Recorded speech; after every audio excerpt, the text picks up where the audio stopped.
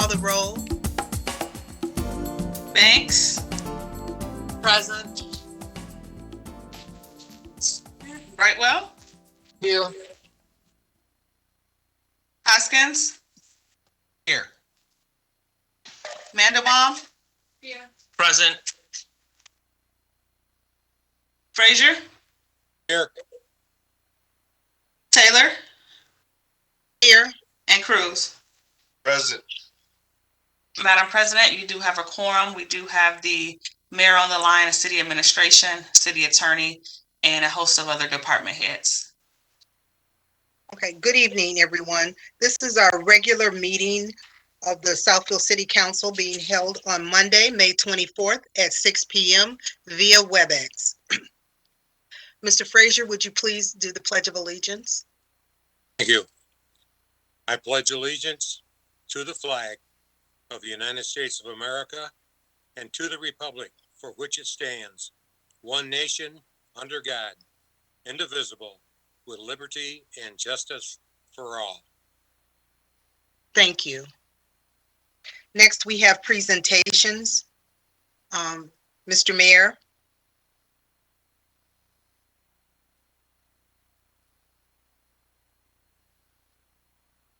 Galbraith. You just give me another moment.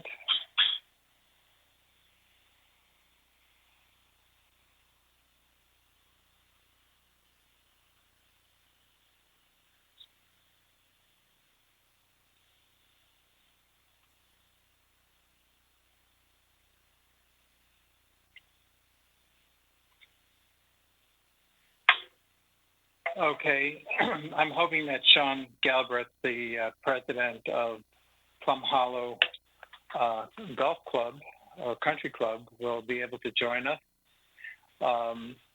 This month marks the 100th anniversary of Plum Hollow Golf Club. It is one of the oldest institutions in the what was then Southfield Township, but now City of Southfield. And so this evening, Council, I'm presenting a joint resolution in honor of the 100th anniversary of Plum Hollow Country Club, May 1921 to May 2021. Whereas on May 14th, 1921, Plum Hollow Golf Club opened for play on a 157-acre site at 9 Mile and Losher Road in Southfield Township. And whereas world-renowned architects Henry Colt and Charles U. Allison designed a premier course in spite of the challenges of the sandy soil and the natural ravines that run through the property. Whereas Plum Hollow has fostered hosted many national events, including the 1947 U.S.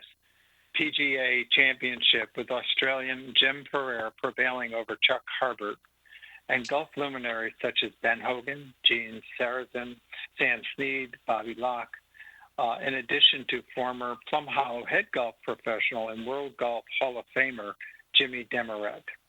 And whereas Golf Professional Tour returned to Plum Hollow in 1957 for the Western Open, where Doug Ford won the championship in a playoff against George Bayer, Gene Littler, and Billy Maxwell. Again, if you follow golf, these were greats of the past. Whereas, in addition to these legends of the game, the club has hosted numerous men's and women's USGA qualifiers, as well as the 2015 Michigan State Amateur Competition. And whereas over the years, the club has drawn big-name celebrities, including crooner Bing Crosby and comedian Bob Hope. And whereas Plum Hollow Country Club, other amenities include a pro shop, fine dining, event space, tennis courts, and a 6-lane Olympic swimming pool with separate wading pool. And whereas Plum Hollow Country Club has endured through depression, recessions, Rouge River flooding, a 1920s plane crash on the course, and the loss of the original clubhouse in a fire, and now a pandemic. And whereas at its centennial, Plum Hollow is enjoying financial stability and a bright future, offering a great golfing experience. Now, therefore, be it resolved that the Mayor and City Council, City of Southfield, County of Oakland, State of Michigan, do hereby congratulate and celebrate Plum Hollow Country Club on its 100th anniversary. And be it further resolved that this resolution of tribute be adopted by the Southfield City Council on today, Monday, May 24th, 2021. Thank you, Madam Chair. Thank you, Mayor. And we had a huge interruption in your presentation. So some of what you were reading, we did not have the opportunity to hear, but thank you for reading the resolution as best as possible. Council, do we want to? Madam Chair, this is Councilman Brightwell. Yes.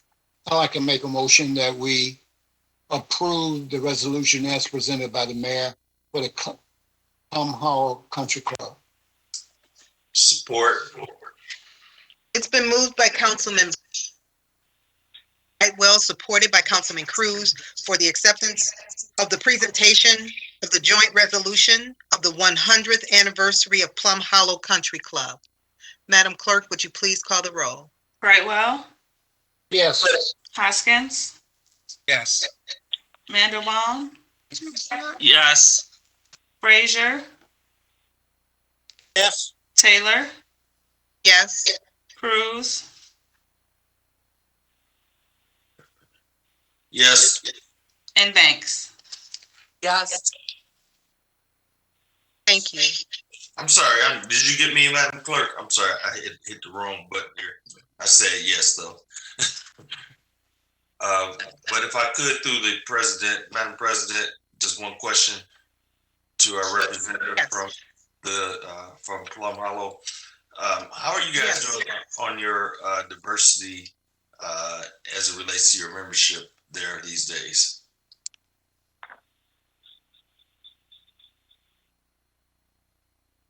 I don't know if Sean Galbraith is on the line. He texted me, said he's having trouble getting in. Madam President, just point of information, all of the attendees are unmuted, so if he was on the line, he would have the opportunity to speak. Okay. So we may have to hold your question, Councilman Cruz. No problem, but I would like a response on that at some point. Okay, thank you. Our next presentation is on the National Gun Violence Awareness Day. Mr. Mayor? Thank you once again.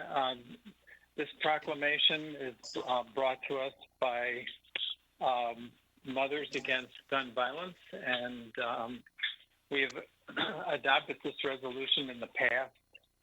You may recall Wear Orange Day, and I'll quickly read it. National Gun Violence Awareness Day is June 4th, 2021, whereas inspired by high school students from Chicago, the Wear Orange campaign was inspired by childhood friends of Hadia Pendleton, a 15-year-old high school student from the south side of Chicago, who was shot and killed on a playground just 1 week after performing at President Obama's second inaugural parade. And whereas soon after this tragedy, Hadia's childhood friends chose to commemorate her life by wearing orange, the color hunters wear to protect themselves and others. And whereas since 2015, thousands of Americans wear orange for Hadia to honor, and more than 90 lives, the more than 90 lives cut short or injured by gun violence every day. And whereas Wear Orange National Gun Violence Awareness Day is observed to promote awareness and education on gun violence in America. And whereas nationwide partners such as the Brady Campaign to Prevent Gun Violence, Moms Demand Action for Gun Sense in America, Gun Owners for Responsible Ownership, My Brother's Keeper, Move On, National PTA, Sandy Hook Promise, and others are working hard every day to build a future where Americans can live free from gun violence. And whereas on Friday, June 4th, 2021, more than 150 key buildings and landmarks nationwide will turn orange in support of Wear Orange National Gun Violence Awareness Day to show their support for the future free of gun violence. And this is resolved at this meeting and for June 4th. I'm also going to ask that our City Hall have orange gels lighting the main building on June 4th, as we've done in the past. Thank you, Madam Chair. Okay, thank you. Council? Madam Chair, this is Councilman Mandelbaum. Yes. I'd like to make a motion to that we move to the approval of the proclamation, National Gun Violence Awareness Day. Support. It's been moved by Councilman Mandelbaum, supported by Councilman Brightwell for the approval of the National Gun Violence Awareness Day proclamation. Madam Clerk, would you please call the roll? Madam President, just before the roll, it would just be placing it as a receive and file, because council doesn't have to approve a proclamation, but just so it's on a permanent record, it would just to be approving the placing, the receiving and filing it for our permanent record. Thank you. You're welcome. So if the motion giver could just amend the motion, we'll be ready for the roll call. All right, I will amend my motion to receive and file the proclamation of National Gun Violence Awareness Day. Second. Okay, it's been moved by Councilman Mandelbaum and supported by Councilman Brightwell to receive and file the National Gun Violence Awareness Day proclamation. Madam Clerk, would you please call the roll? Hoskins? Yes. Mandelbaum? Yes. Frazier? Yes. Taylor? Yes. Cruz? Yes. Banks? Yes. And Brightwell. Yes. Yes. Madam Chair, I think Susan Ugazian and Brenda Threet may be on the line. Okay. If either person is on the line and would care to speak to the proclamation as was just accepted to receive and file, you can speak up now. Thank you. I'm here. Can you hear me? Yes, ma'am. Susan Ugazian.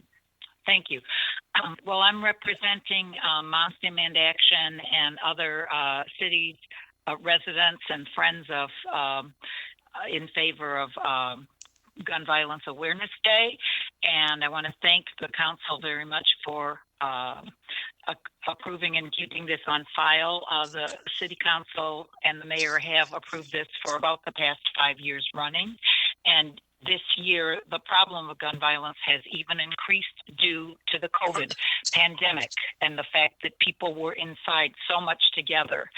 And I just want to remind people that we need to educate ourselves and others about gun safety.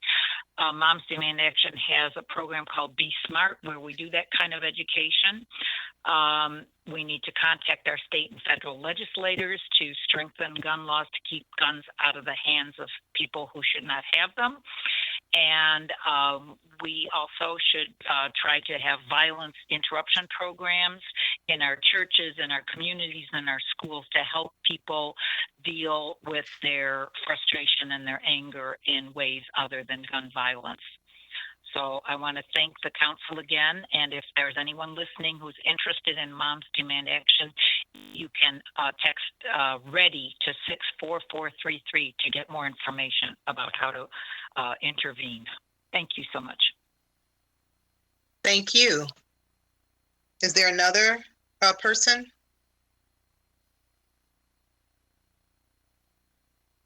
Okay, hearing none. Oh, go ahead, I'm sorry. No, I said I think I might be it. Oh, okay. Okay, thank you. And thank you for your comments tonight. Certainly. Okay. Next, we have the presentation by Lawrence Technological University. Do we have a representative on the line? Yes, this is Dr. Tariq Subh. I am the Chief Academic Officer and the Provost at Lawrence Technological University. First of all, I'd like to thank you all for the gracious invitation to visit with you and give you a quick update about recent happenings, and hopefully also present very briefly our economic impact study that we have commissioned in the fall, because it might give you all a flavor of the impact of Lawrence Tech on the community. As I mentioned, I came to Lawrence Tech last September as Chief Academic Officer. In my previous life, I used to serve as a dean and executive vice president up in the state of Connecticut for the last 20 years. I actually used to be an engineering dean for 18 of these 20 years. I was the longest engineering dean in the country.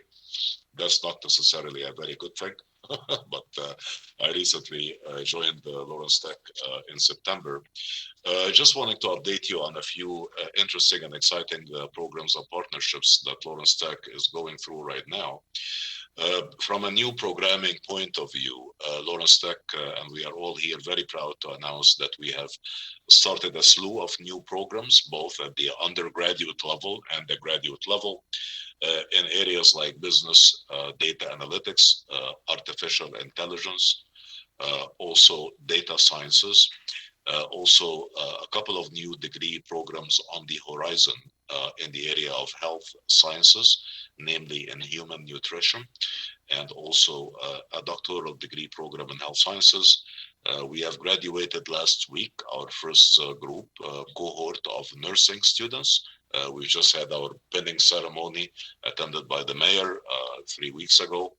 And we are starting admissions into our new physician assistant program for the upcoming fall semester.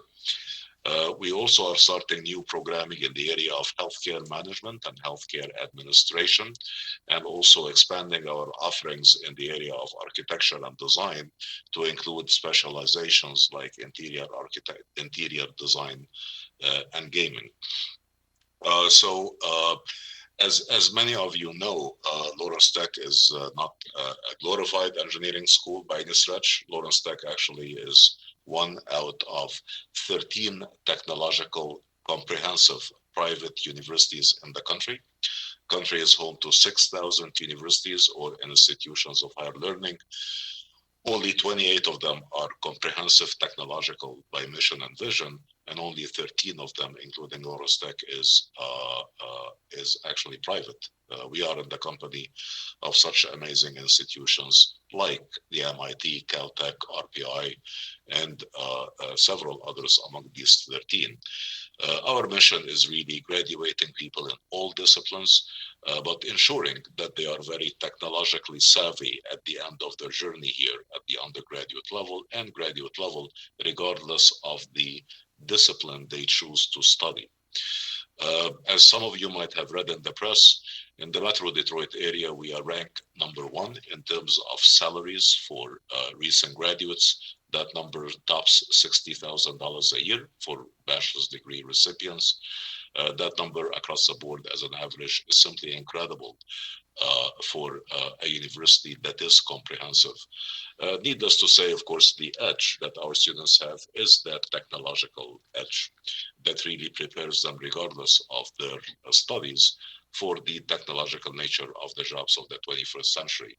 Our healthcare and health sciences graduates come out incredibly trained in areas like e-health and telemedicine and telehealth and robotic surgery and such. Our architects and designers come out very well trained in areas like robotics and architecture, in areas like simulations, virtual reality, augmented reality, and such. And of course, our business school graduates come out very well trained in areas like forensic accounting, analytics, business intelligence, and simulations, which is really what the market needs for the future jobs. Our students, actually, the issue we have, unlike many other institutions of higher learning, is not getting our students job upon graduation, is actually keeping them till they graduate, because usually they get these incredible job offers during their first or second co-op or internship while they are in the program.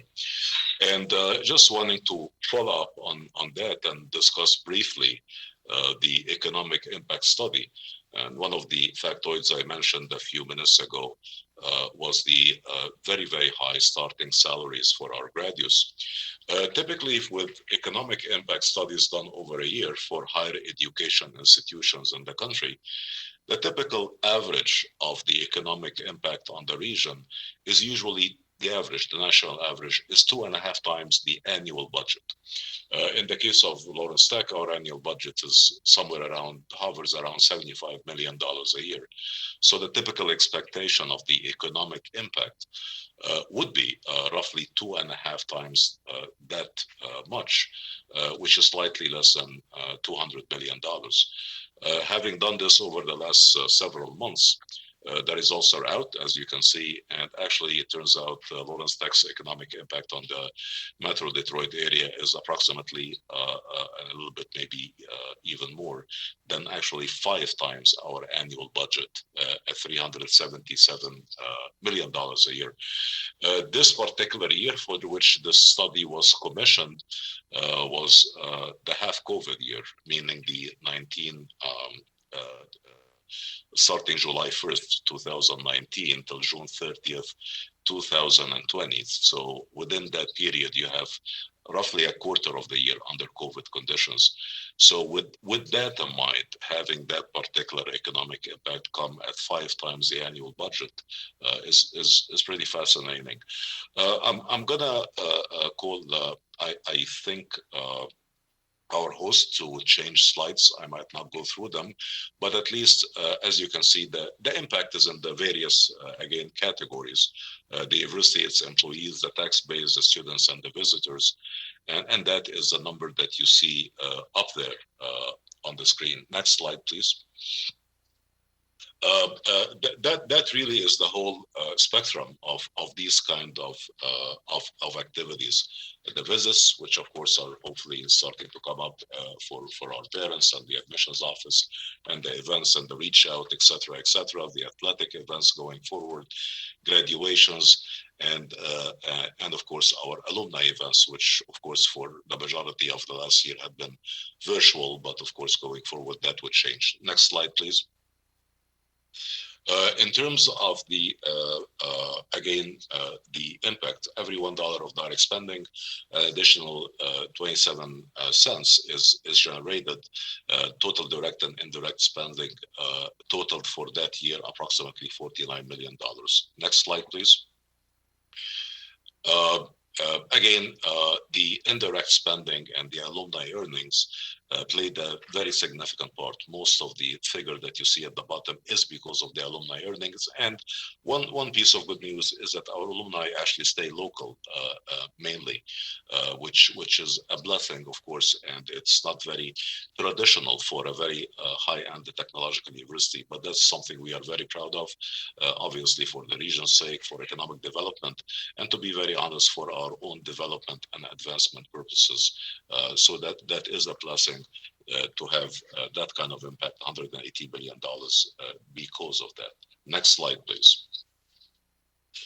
This is a little bit more of a deeper dive into the net benefit in terms of the total revenues, expenditures, and our LTU impact. I will make that slide, of course, is available to all the members for a deeper dive, but the summation is what you see on the screen in terms of the net benefit to the city. Next slide, please. Employment impact, 986 jobs at Lawrence Tech, 800 other new jobs in Metro Detroit. What this study probably did not capture very significantly, but that will be done at a more fine grade in the next study, are the entrepreneurship and of course the startups impact. That would have required a little bit more time than we had to perform the economic impact study. A great example of this, of course, would be our accelerator, the Centropolis Accelerator and other venues, but at least that would be the traditional full-time impact of full-time jobs within the Metro Detroit area, approximately 1,800 jobs generated. Next slide, please. Earnings impact, again, we have about 24,000 alumni in the Metro Detroit area, contributing another $252 million in additional earnings to the local economy. Typically, we counted 50% of the alumni earnings as locally spent within this particular case. Number could be higher. Next slide, please. In addition, of course, to the lifestyle choices versus the direct economic impact, the reduction of things like alcoholism because of the graduation and the level of education demonstrated by our alumni, alcoholism, crime, victim costs, incarceration, smoking, unemployment, welfare spending, benefits of that positive lifestyle choices reduced what would have been a possible 75.8 negative impact due to the graduation from LTU. Next slide, please. Research and development impact is something that I can probably spend a whole presentation talking about. The university is home to several research centers of excellence and economic development centers of excellence in areas varying from bridge construction that, of course, many of you are probably very familiar with. 20 carbon fiber bridges have been designed due to the technology that has been developed at Lawrence Tech. We have won several Grand Challenges prizes. We have a center in the area of autonomous car and autonomous navigation and an electric vehicle center. We have done a lot of work in unmanned air vehicle autonomy and mobility in general, in addition to very significant work within the area of biomedical engineering that culminated actually in designing a new program that is unique and is the only one in the state of Michigan within the area of cardiovascular perfusion that will start admitting students in January 21. Another unique program, of course, and a research center and a nationally renowned laboratory is in the area of robotics. Lawrence Tech is actually home to the only bachelor's degree program that is accredited in robotics engineering. That program has been around for several years. It's 1 out of 2 in the country. And the impact of that program in terms of producing, obviously, engineers, computer scientists, and mechanical engineers and others is very significant. The number of hours, of course, and the number of grants that we have received since 17 is $8.3 million. I am actually happy to report that external academic funding has surged. In that particular year, the 1920 fiscal year, the total external academic funding coming into the university was a little bit less than $3 billion. Our anticipation, and that's without the stimulus and CARES Act 3 rounds of funding from the federal government, our anticipation that number will edge towards approximately $4.5 billion based on our current external funding coming in for industry-sponsored research projects, student-supported projects, institutional grants, and other gifts in kind for this year. So between the 1920 fiscal year to the 2021 fiscal year, which ends next month, we are looking at approximately doubling, actually, of our external academic funding other than tuition. Next slide, please. Entrepreneurship impact is very, very significant. Our Centropolis Accelerator resulted in 143 projects commercialized since 2017.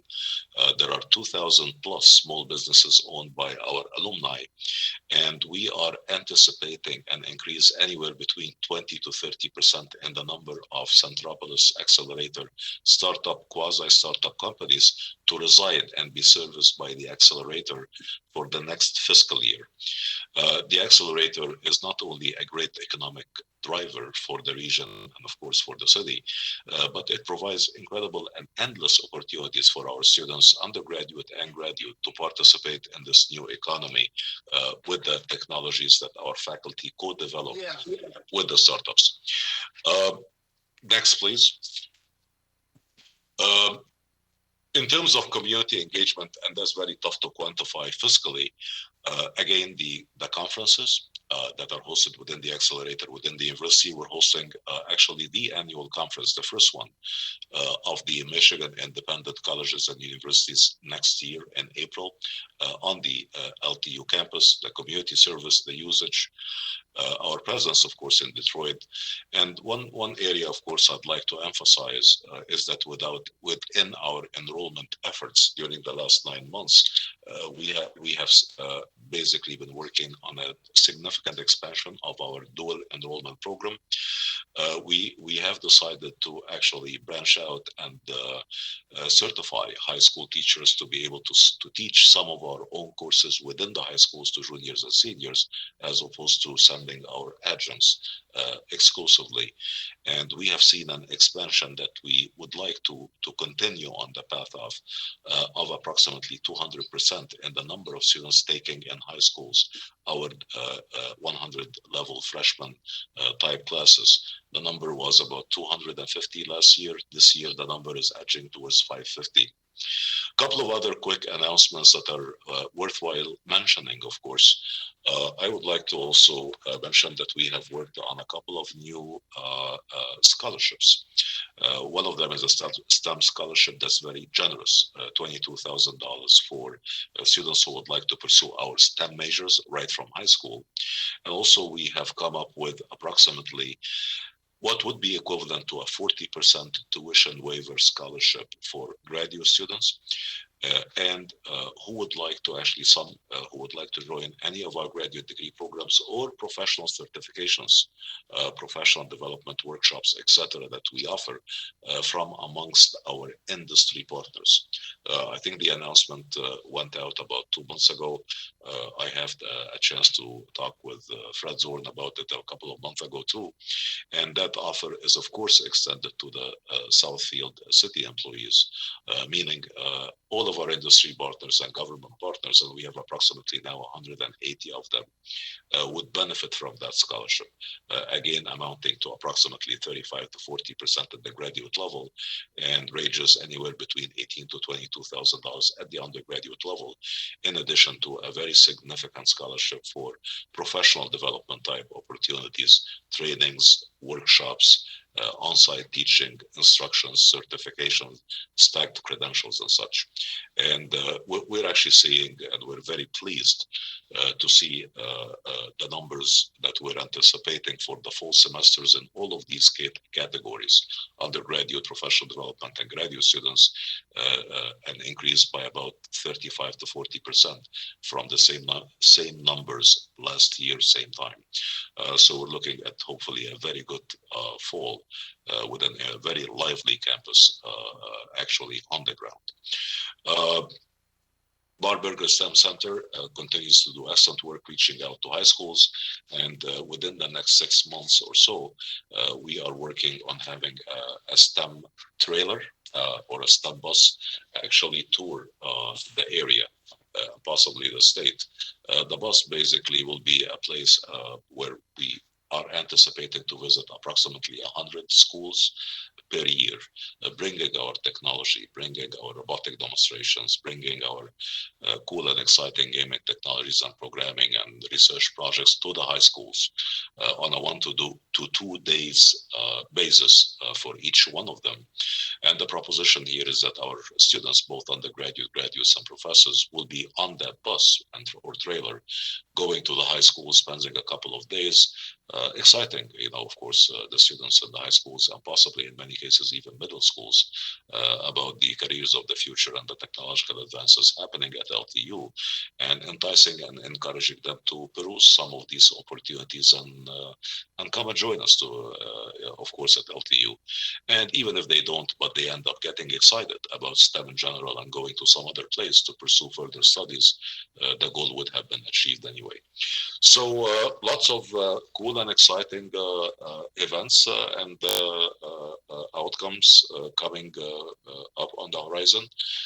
We are very grateful, and I would like to pass on the greetings of Dr. Mudgil, of course, the president. So to all of you, look forward to a great collaboration, and we look forward to having all of you on campus starting the fall for your next meeting. We'd love to extend an invitation to you to come and have your meeting on campus, which I know that you've done before. And we are anticipating a very productive and normal fall in on-the-ground teaching and a lively proposition in this part of the city. Thank you all for listening. You all know I'm a professor, so I can probably talk for the next 3 hours and 45 minutes left in your meeting, but we're not going to do that. But if there are any questions, it would be my pleasure to answer them. Thank you.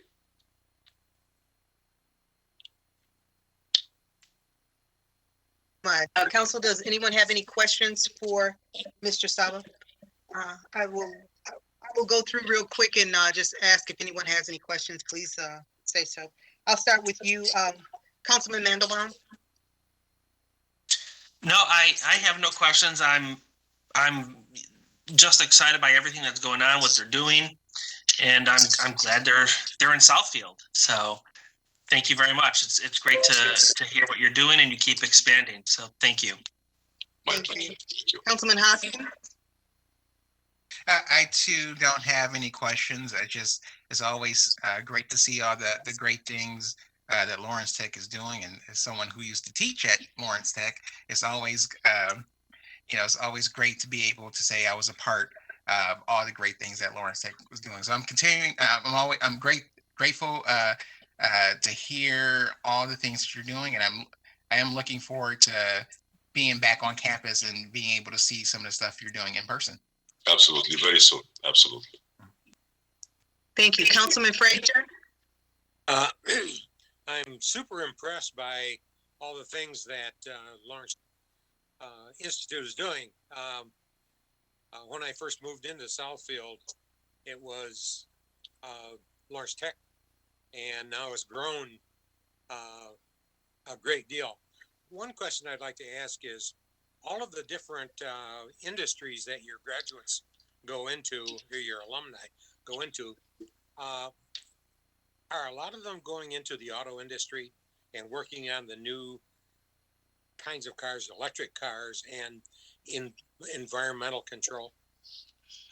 Three big shifts that I've seen in our alumni. I studied, of course, a profile the last 3 years, and what I'm seeing this year. The jobs are shifting from pure mechanical engineering type jobs within the auto industry and other industries within the manufacturing domain to industry 4.0 type jobs, which requires lots of automation and sensing kind of knowledge. And very soon industry 5.0, lots of jobs are shifting towards autonomy and electric vehicles and experiences in electrical and computer engineering and industrial engineering, in addition to mechanical engineering, is becoming very, very much required.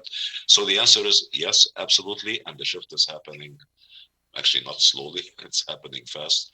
But the key is interdisciplinarity.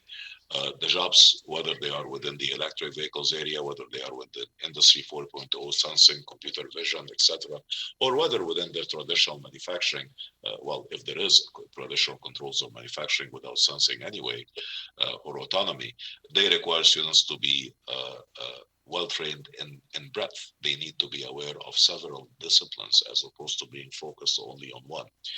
In an area like robotics, emerging, lots of employment from LTU, of course, in robotics and automation.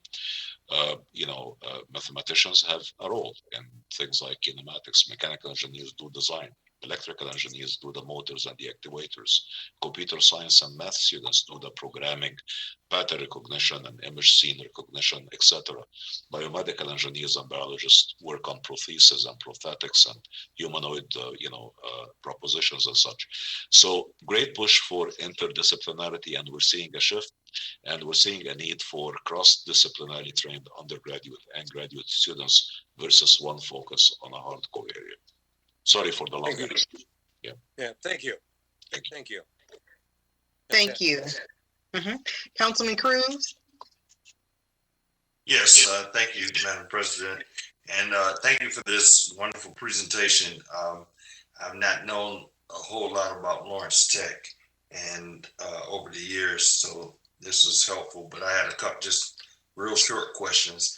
The first one was in terms of how you are characterized.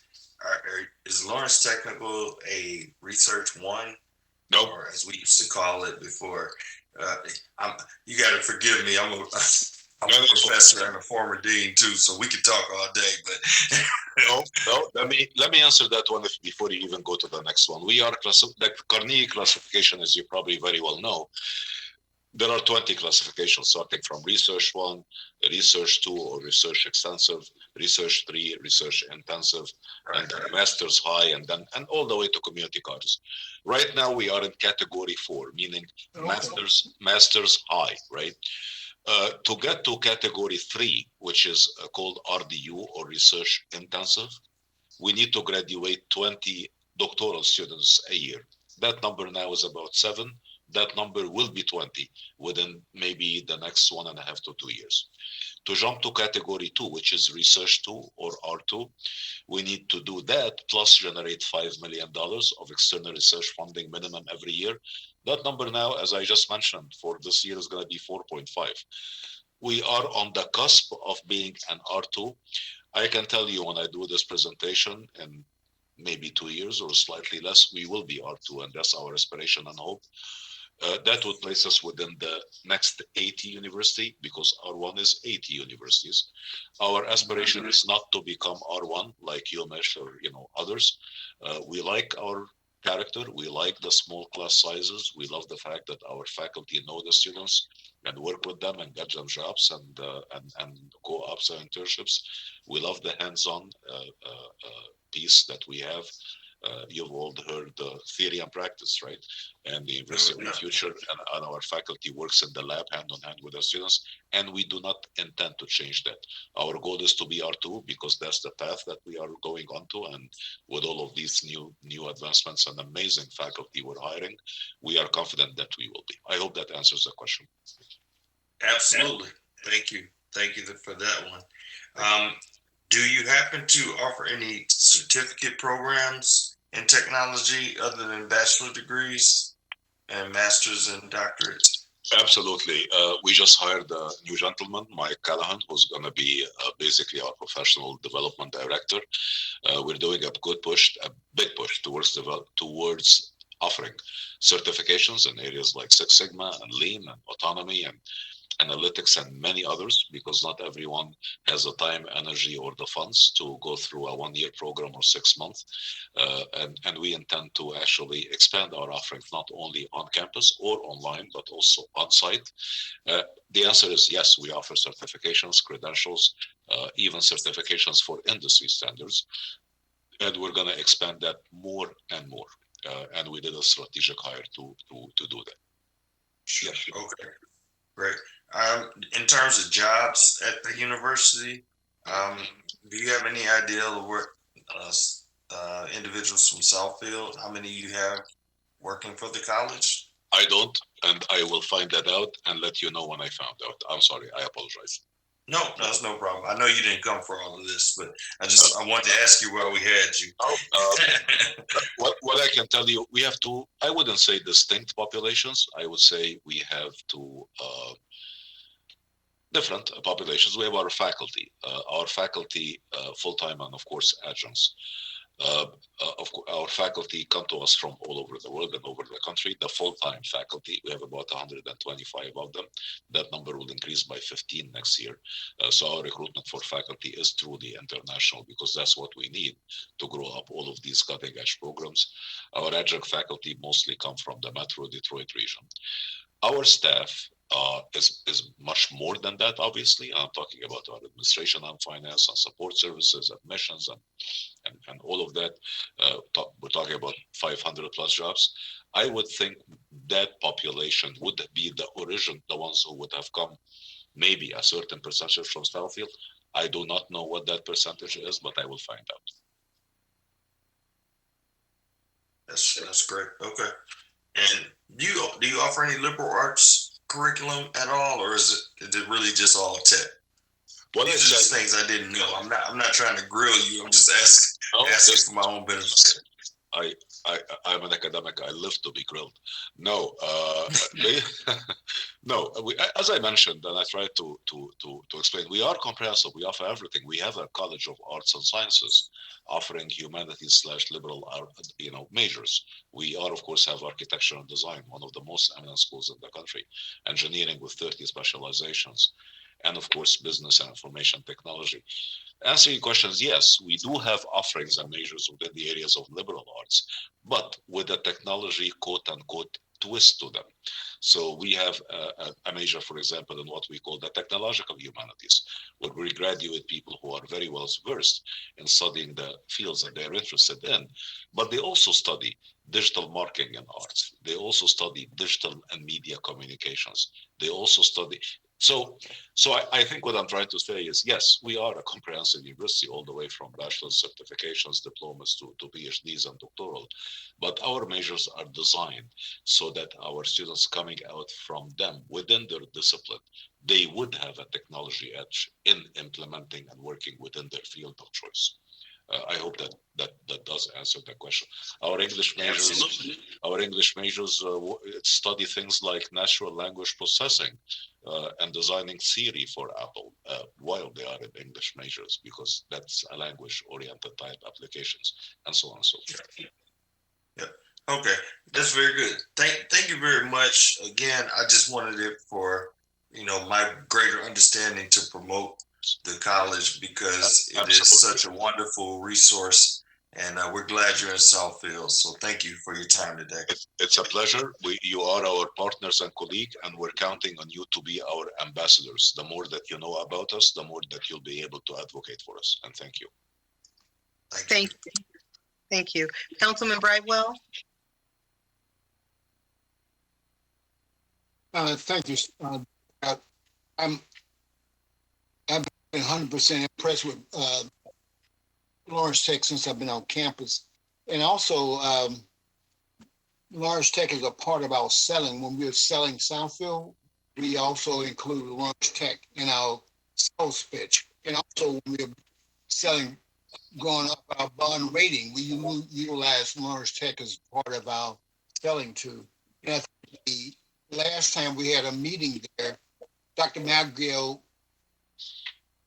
gave us a dinner, and we had a very productive meeting there. I think about 3 years ago when I was council president. But and also, and when your first football came to the first football game, and I was a part of the audience when you welcomed the new recruits, and I think you were getting football players from all over the country. Can you tell me, how many states do you get students from? I heard maybe 30% of what you said because of a bad connection. I think your question was about, and I heard parts of it. I think what you were talking about is our athletics and the demographics, including football. The campus is home right now to 600 athletes. We recruit nationally and in some sports like soccer, for example, and volleyball internationally. That number will increase to about 700, which is amazing because we're adding new sports like esports and a few other reserve teams next season. The reason we're doing this obviously is because our student athletes are amazing. They have GPAs averaging in some teams 3.7, which is stunning. But it's because of our technological nature and how hard the measures it is. I do not know the percentage of course, a great percentage comes from Michigan. But for some sports, it's incredibly diverse, both nationally and internationally, because of the nature of the sport. I think the first part of what you mentioned was promoting Southfield with Lawrence Tech being in it. Of course, I am incredibly biased. I run the place, but having one of 13 technological comprehensive universities in the country within Southfield is something that people should talk about a lot. We are again in the company of places like Caltech, the MIT, RPI, Worcester Polytechnic, and 12 other amazing institutions that are very, very well focused and really setting the pace in technology in the world. Having one of these institutions being intimately involved in the community and being part of Southfield is something that we should all tout, obviously, all the time. Right, we definitely sell that point. One final thing. In what states do you get students from all 50 states, regular academic students? Mostly Michigan. I mean, Michigan, of course, would be highest percentage of students. At some point when we had an international surge, the percentage of Michigan students was nearly as the same as the percentage of international students, 35 to 40% each. Now we're seeing a decline, or we've seen a decline in the international populations last couple of years, and of course because of the pandemic. But we think that will switch back up because we're doing lots of effort in international area. So we think, and we kind of anticipate that basically within the next year, we're thinking maybe it would be 30% Michigan, 30 to 35% international, and the rest would be from the other 49 states. Okay, this is a little pitch. The last time we had a very, very wonderful meal and meeting at Lawrence Tech with Dr. Modgill, and I was council president. I think it was about 3 years ago. So I look forward to a meeting over at Lawrence Tech again. I didn't catch the last part. If what you mentioned in the last part is being on campus again, I look forward to it. Absolutely. Yeah. We look forward to it, and we look forward to hosting you not individually as your schedule permits, and of course for a general meeting here on campus. We would appreciate and like that very, very much. Anyway, what I can promise you is a great fall semester, wonderful enrollment, wonderful outcomes. And we look forward to hosting you not only for your city council meeting, but many more other events on campus during the fall. Thank you. Thank you. Thank you. And Councilwoman Banks. Thank you. As a proud wife whose husband attended Lawrence Technological University over 40 years ago, and also a proud mother of an LTU graduate with a dual major, I am so impressed as to how LTU has expanded and grown over the many years that I have been in Southfield. Thank you for the wonderful presentation and also for staying and expanding in our great city. Thank you so much. Really appreciate it. Thank you. We look forward to great years ahead. Great years. Thank you. Thank you. Thank you. Mr. Mayor.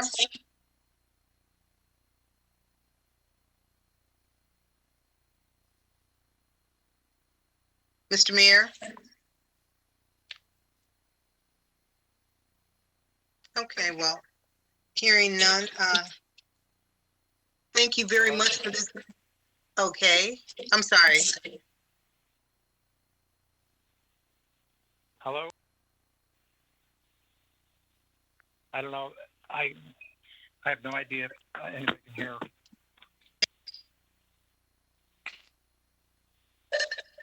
Madam President, I think that is the mayor.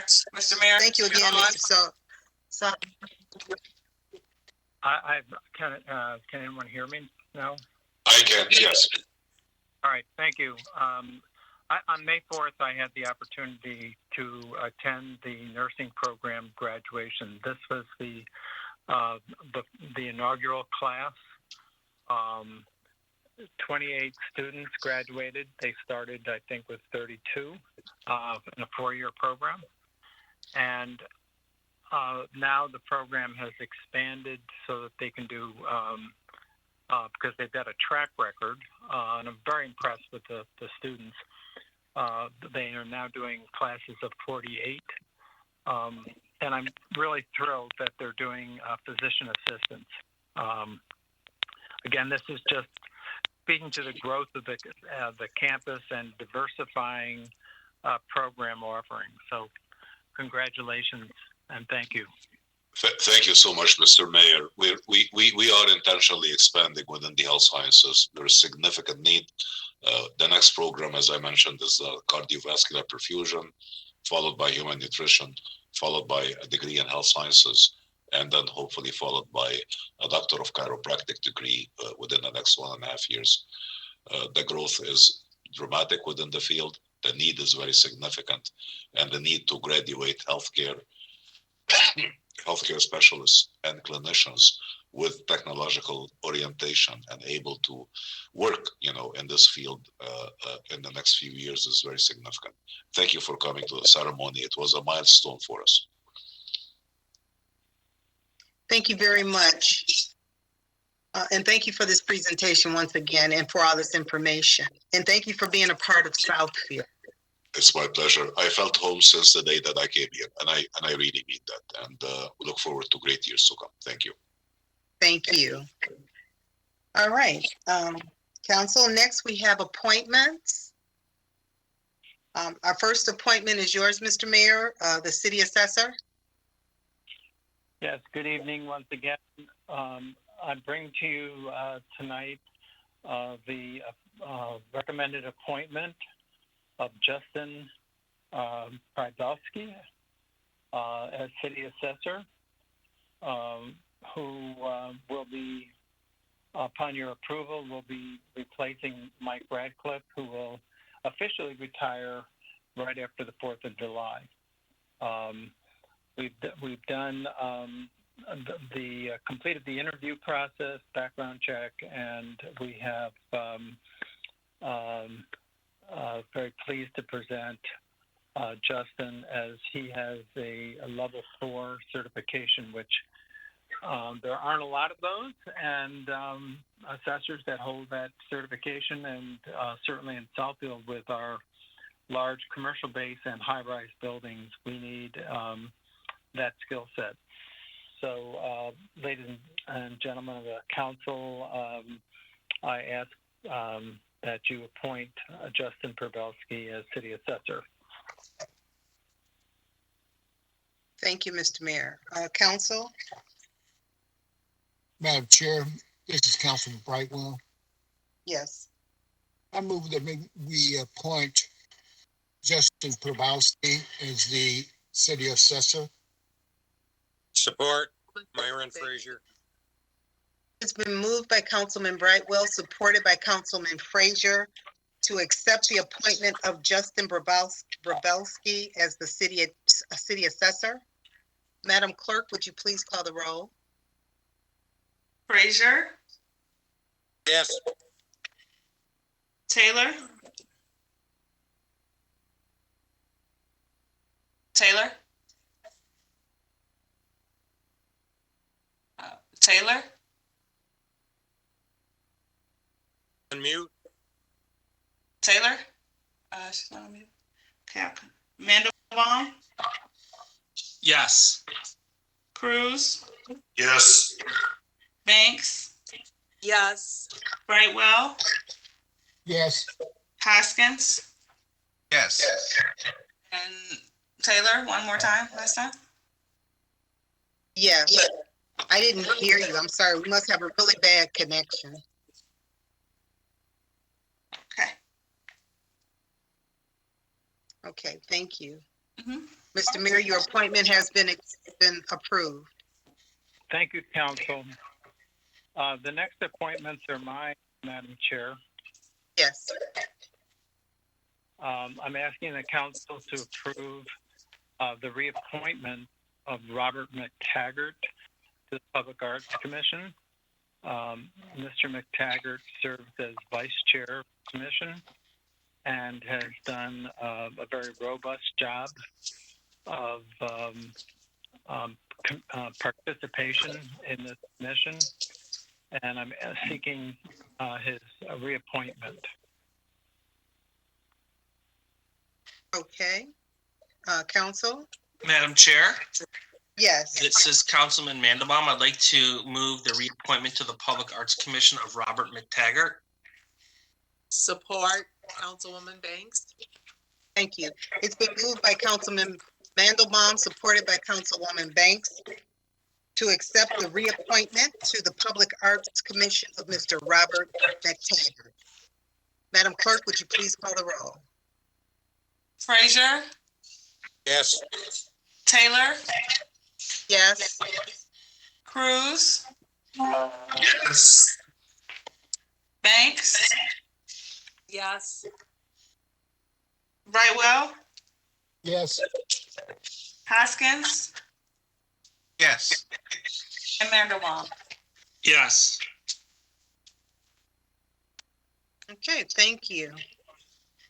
Thank you, Madam Chair. Then I have requesting approval of two appointments to fill vacancies on the Southfield Local Officers Compensation Commission.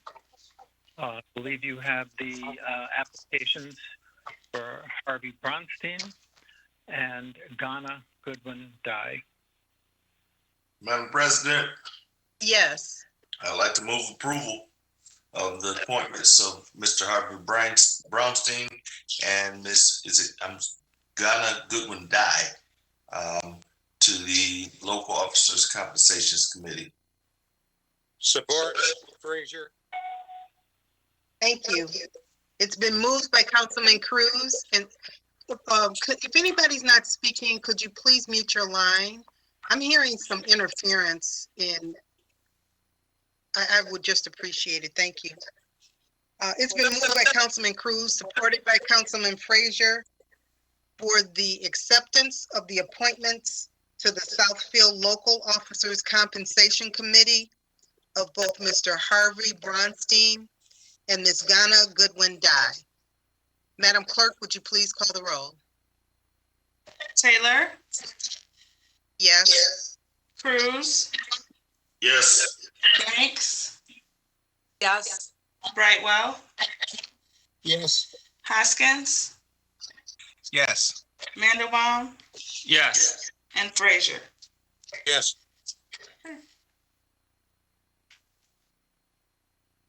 Okay, thank you. Mayor, all of your appointments have been approved. Next, we have minutes. Well, I'm sorry. this is Councilman Brightwell. Yes.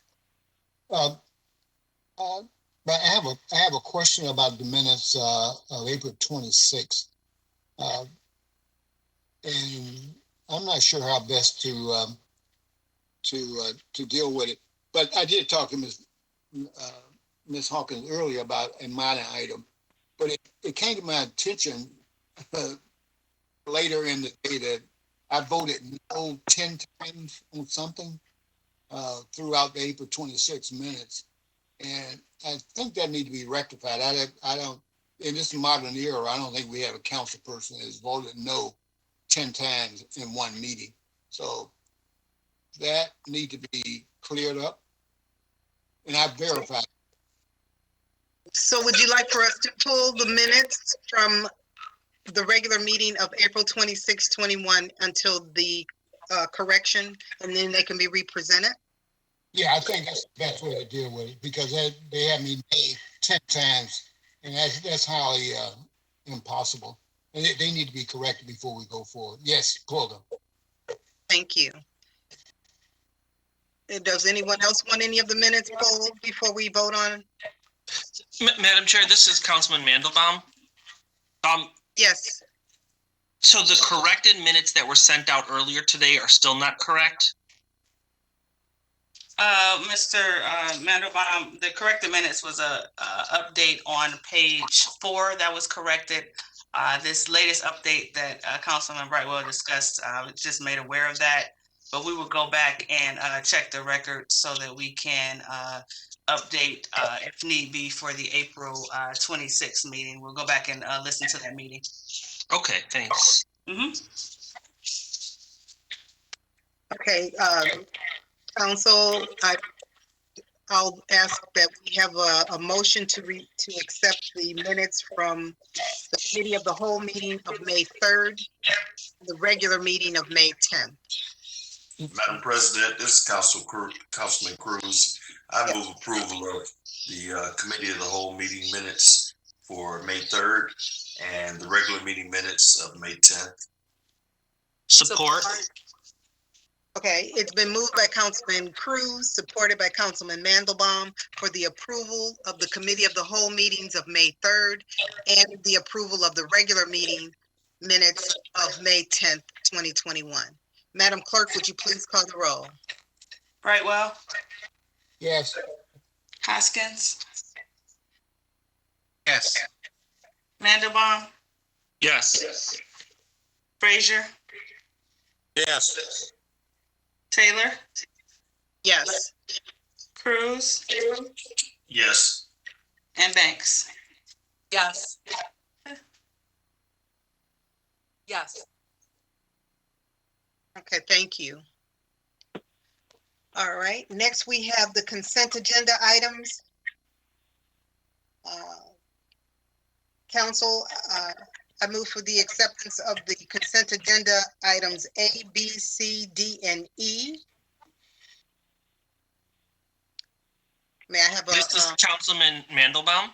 yes, I'd like to move the consent agenda items for approval, items A, B, C, D, and E. Support. thank you. It's been moved by Councilman Mandelbaum, supported by Councilman Cruz for the approval of consent agenda items A, B, C, D, and E. Madam Clerk, would you please call the roll? Hoskins, Yes. Mandelbaum, Yes. Frazier, Yes. Taylor, Yes. Cruz, Yes. Banks, Yes. and Brightwell. Yes. Okay. Thank you. Next, we have a public hearing. It's public hearing for PZR ODD 21-0001. Yes, Madam Chair, good evening to council, Good evening. honorable body. Next slide, please. This is a amendment to a previously approved overlay development district for Arbor Lofts. The rezoning request is to amend the existing 2016 overlay development agreement for 24 units along Civic Center Drive, the conversion of 3 existing carports to 6 units, 2 per carport, 3 new carport structures, an outdoor pet area, an outdoor pool, and up to 36 units on the northern portion of the property. Next slide. This is an existing location at 20300 Civic Center Drive and Central Park Boulevard. Next slide. Current zoning is ODD, and future land use plan supports this type of development of mixed use. Next slide. And here's a proposed site plan. The units shown along Central Park Boulevard were previously approved in a different phase. And the only impact is that the corner that had been approved for retail will remain as a park space until the market supports retail development of 1,600 square feet. Next slide. Here's a colorized landscape plan. Note to council on the north end or top end of the diagram, they have added an outdoor pool in response to marketing and surveys from their existing tenants and prospective tenants. That's the only change from the study session. Next slide. And just provided a side-by-side comparison from the previous phases that were approved. There's a slight reduction in orientation in the northern units, some additional carports, and some additional amenities for the current residents of the former office building, as well as the proposed townhomes, micro units, and multifamily apartments. Next slide. And again, phase 1 was completed. That was the conversion of the former office building. Phase 2 is a slight change on the units that the attached townhomes on Central Park Boulevard. The real change here is the conversion of the carports and the reallocation of units, the reduction of units, and additional pedestrian and tenant amenities on the site. Next slide.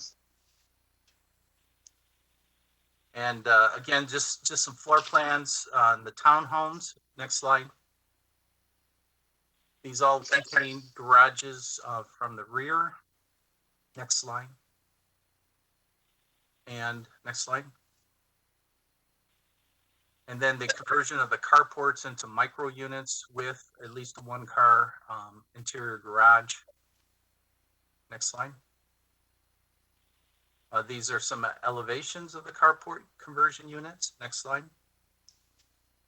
And then here's a view looking westward, aerial view of the entire development as it's built out with Central Park Boulevard in your foreground and Civic Center Drive to your left. Next slide. Again, some aerial perspectives of some of the changes proposed. This is looking from the north southward. Next slide. This is looking east towards City Hall from the Civic Center perspective or American Cancer Society property. Next slide. Next slide. And a proposed dog park that was introduced during the study session in response to tenants survey. Next slide. This is the temporary pocket park that will be added at the corner of Central Park Boulevard and Civic Center until demand for a small coffee or sandwich shop of 1,600 square feet, which was approved in the original overlay development district. Next slide. And with that, I believe we have representatives from the development team. If they would like to make a few comments before we open the public hearing, and then after the public hearing, we'll be happy to answer any questions that the council may have. So I'll turn it over to Design House. Peter? Yes, sir. Thank you, Terry. First of all, thank you for hearing our case for amendment to the ODD. Ladies and gentlemen of the council, my name is Peter Stuhlreier. I'm the chief architect of Design House, 3300 Auburn Road, Auburn Hills, Michigan, 48326. Terry summed the issues up very well, and I think to kind of put a bow on it, what has happened over the last 5 or 6 years at Arbor Lofts is kind of a better understanding of the market and an evolving market as well, and some of the residents' desires that we could fulfill by modifying this ODD a little bit, and that's why we're here. As you can see, the modifications include some amenities such as more carports than we had before, as well as a small area for pets and a pocket park. One of the things that ownership has found out over the course of marketing the property is that the commercial space on the first floor and the retail space at the corner was not as viable for many market reasons, but so we reduced those out of the master plan, but added in some things that would keep residents on this property. So as they might desire a better unit with an interior garage and a walk up to their unit, they could stay here and still take a step up to a better unit. So as you can see, we've brought them a pool. That's an important piece for a development of this size. And so besides those kind of fine tunings, this ODD amendment is really much the same as it was before. And as we kind of emerge into a new era, we're ready to engage in these increased unit count. We did see the Planning Commission and were well received by Planning Commission, and I'm not aware of any public opposition. So with that, I'm here. I've got landscape architecture with me. I've got ownership on the line as well. So if you have any questions, we're just here to answer them. So, Madam Chair, appropriate to open the public hearing now and get back to the design team for questions. Yep. And I will still ask that everybody would please mute their lines if they're not speaking. We are having some difficulties tonight. Thank you. As was mentioned, this is a public hearing.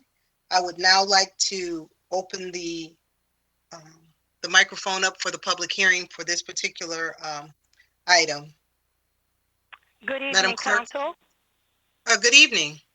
I just wanted to know when the technical difficulties are going to pose a problem, but this is Pamela Jarrow, P.O. Box 155, Southfield, Michigan, 48037-0155.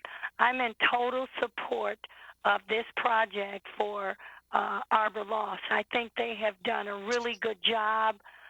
When they put in the first project, they addressed a lot of the issues that the city was concerned about, and I think they've been great corporate citizens. So I'm in total support of this. But what I do want to say is we've been doing these meetings like this for over a year, and for a petitioner to have to come in and speak and not be heard, we barely heard what Lawrence Tech said. Thank God the people from Arbor Loft have their audio a little bit better situated, but we can't hear on the phones. So if you guys are not going to do right, then you shouldn't have a council meeting. And maybe the city clerk should be concerned about doing other things and getting the minutes and all of that and not have to worry about the audio. I think we really need to consider an outside source to come in and man this system that you're using. It's really unfortunate that we cannot hear the people that are coming before this city asking for their project to be heard and to be heard effectively. Thank you so much. I am in support. Thank you. Is there another?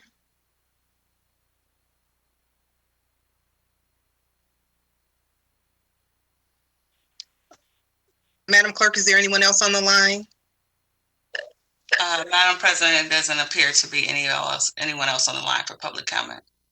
Okay, thank you. Hearing none, I will now declare the public hearing closed. Okay, Council, I'll come to you, and I'll start with you, Ms. Banks. Thank you. Mr. Crow, could you please show us where is the pool again to be located? If you, Madam, through the chair, Madam Councilwoman Banks, if you look at the pointer that Wendell is indicating, it's on the north side of the development, right in the middle. So that rectangle is the proposed pool and patio area. Okay, thank you.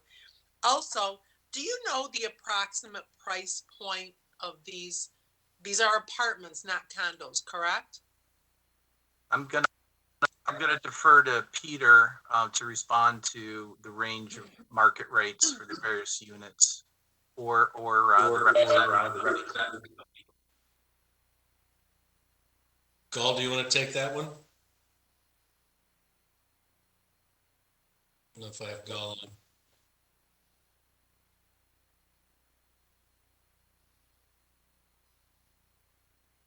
Okay, not hearing from Gall, but we're in the $1.50 a square foot range, I believe, in the. Oh, there you go. I was muted. Sorry, guys. There. Okay, bring it. Yeah. So right now, the apartments will rent for probably between $1,200 and $1,900, depending on the size of the exact unit. But as designed, they're mostly ones, 1.5, and we have some twos too, right, Peter? Yeah, the 2 bedrooms are the converted carports, so they'll right. So those will probably be those will probably be at the higher end, like 1,900. Okay, thank you. And then I believe it's this project. Are some of your smaller units 450 square feet?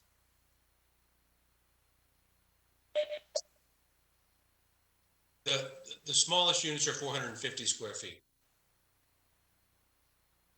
How many units are at 450 square feet? Well, in the ODD amendment process, we have not finalized the unit mix. We finalized the total quantity and the minimum quantity for the phases, but I think, to the best of my knowledge, it's about half from what we have planned. About half of the units are about that size. And I apologize. This last time. I'm getting the echo. I do not recall 450 square feet. Is there a demand for such a small unit? And you're talking $1,200 a month? Peter, if you don't mind, let me jump in. I think we talked about a bunch of different sizes. Yes, and I never remember 450 square feet. Right. That The seems original, awfully small. yeah, the original a couple years back was that the units they're renting are really about 600 square feet minimum. Those are the ones that are going for 1,200. And, you know, we even have some that are larger, like 850, 950. So I don't believe any of them will be that small. That was probably a couple years back, and certainly before COVID. So a lot of people are working out of their homes now and prefer a larger unit. Ms. Okay. Banks, this is Planner Yes. Crode. I can Yeah. tell you that and again, just recently attending the National Planning Conference, there's a big need for what they're calling the middle missing housing. And that's Yes. various sizes of multifamily that's greater than the single family and two family units, and not as large as 1,000 multifamily units at 2,000 square feet a unit. There is the market support for these, and these are market rate, young professionals and empty nesters, but it also does provide for more affordable market rate housing. And we have seen in our few multifamily developments that offer a new product, this particular development is offering a multitude, really 4 different size types of units and ranges of units that is appealing to the greater rental market. We know that there's a shortage on single family product. Housing rates are going out of the sky as far as number of bids on single family homes, which is forcing a lot of people to consider rental housing in the transition period, and even rental rates are going up nationally, as well as building costs of materials. So actually, this is very well timed to offer this type of product in our community. And I've said it before, for our long range viability, many of these units will be gateway units into somebody purchasing a single family unit and starting a family in Southfield. So we feel that these variety of units are mirroring both national trends and regional trends. And I agree with everything that you said. I just do not recall ever seeing 450. I remember like 650 and a little bit higher. I just think 450 square feet is very, very small. And if over half of the units are going to be that small, I would hope the developer could consider a little bit of a large. I heard 450 and I heard 650. So I don't know if I was reading the wrong plan or if it was an older one that was submitted to us. And I'll let Ms. Gall respond, but the market's going to dictate what size these units ultimately are going to be built. That's correct. And right now we're seeing a trend definitely for around 600 square foot units. People want a 1-bedroom, and they want a little area for their like home office, and of course a family room, which usually is about 600 square feet minimum. Okay. All right. Well, I mean, I think it's a beautiful project. I just hope you start at 650 and go higher, not the 450. Thank And you Ms. very Banks, much. the last thing Yes. I will just say is that we did not want to paint ourselves in the corner, and I strongly suggested that they pick a high and a low range so that they have more flexibility to market conditions, so they wouldn't have to come back and amend this so soon after getting it approved again. Okay, all right. Thank you very much. Thank No you. further questions. Okay, thank you. Councilman Brightwell. I have asked all my questions in prior meetings, so I like this project. Thank you very much. Okay, thank you. Councilman Cruz. Yes, I had the same thing as Councilwoman Banks did as well, and so I already got that response. I just want to know, Terry or the developer or whatnot, do we think is it sustainable though? I mean, I understand it may be a demand for it right now, but looking long term, do we think this is something that will sustain itself over the time? Gall, I'll let you respond first, then I'll make some general comments. We can only predict what's right now. Not predict, but see what the current status is and current demand. It's been pretty strong for many years, smaller units as well. And we truly believe, in this area, location of Southfield's excellent. And, the current project's been over 92% occupied for going on, 4 years now. So I think that says a lot. And Councilman Cruz, I think those are valid questions. If this was a development proposed 2,000 units of 450 square feet, then I would say we would need a stronger market study to support that. But we're talking about 20 to 40, additional units from what was previously approved. And I think that having the flexibility and also offering these variety of styles can sustain itself and its location.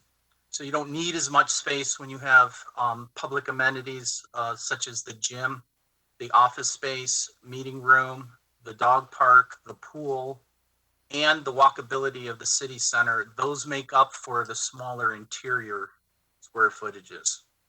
And again, we can't ultimately predict where we might be 5 or 10 years from now, but I think the amount of units and the mix of units does support long-term sustainability. Okay, thank you. Thank you. Councilman Frazier. Is the judges? Hello. Yes.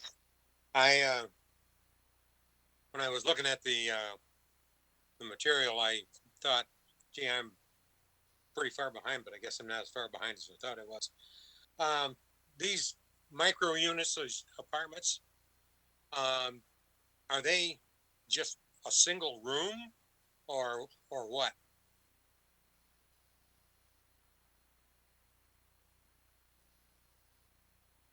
Hello? Peter? Yeah, okay, I'm sorry, I was muted. I could probably answer that.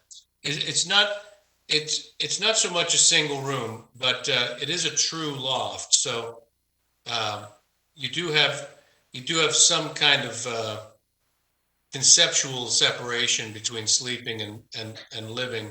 You also have internal bathrooms and closets and things like that. So and just speaking from experience here, the smaller units are very, very, very popular.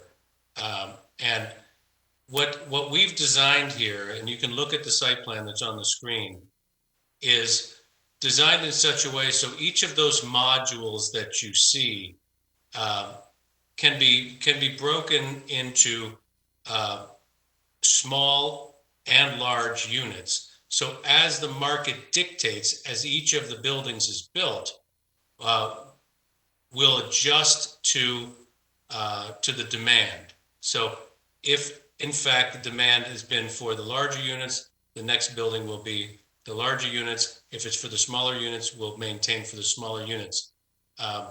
So it's a very popular size. It's not that small when you experience it.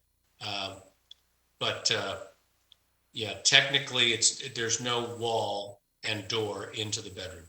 That is true. Well, it's not so small. It's like 20 by 23. But another question I have is, are any of these units, and if so, how many, are ADA built?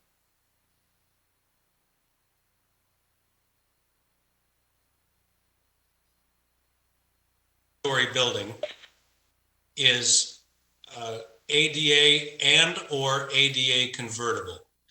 And all of the converted carports are single-story ADA or ADA convertible.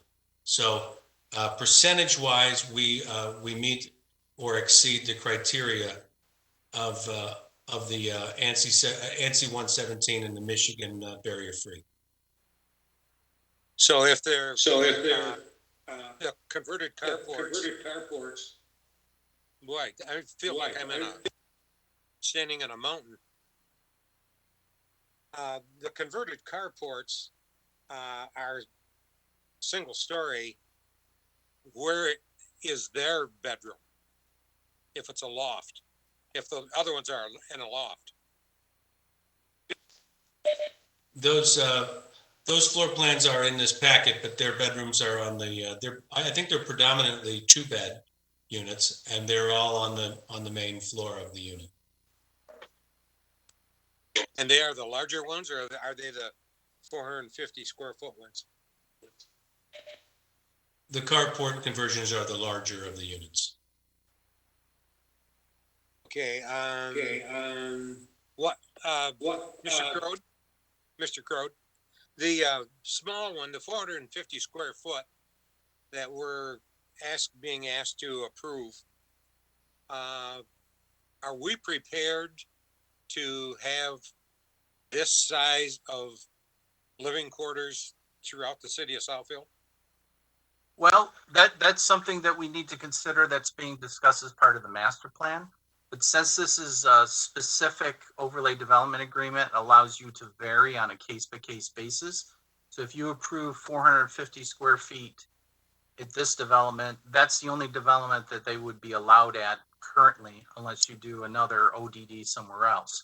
I was just reviewing, the previous approved plan had units as small as 500 square feet on some of the units, and we had 1,600 and greater for the townhomes along Civic Center Drive. So even though they made a statement of about half of these could be smaller, that's only for the phase 3 that you're really considering amending.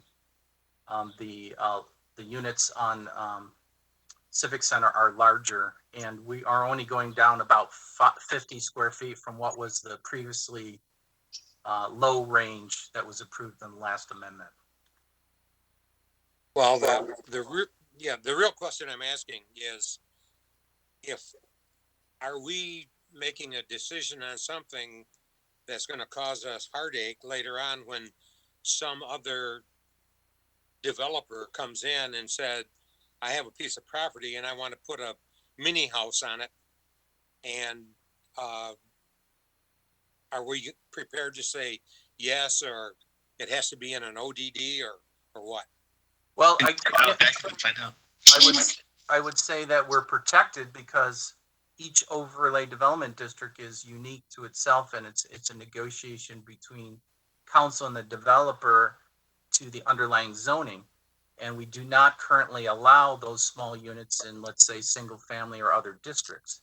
That being said, the national trend is to eliminate, especially on the West Coast, single family zoning altogether to provide more social equity and economic equity for people of various incomes to live in areas that have better public benefits. So it's a tough discussion that we need to have as we go through the master plan process. There are many of these accessory dwelling units that would meet this size. If you wanted to convert, let's say, a garage to a mother-in-law apartment, or just even a smaller unit to rent out to supplement income. The Airbnb issue has kind of crept into our lexicon as far as what our community is willing and willing not to tolerate.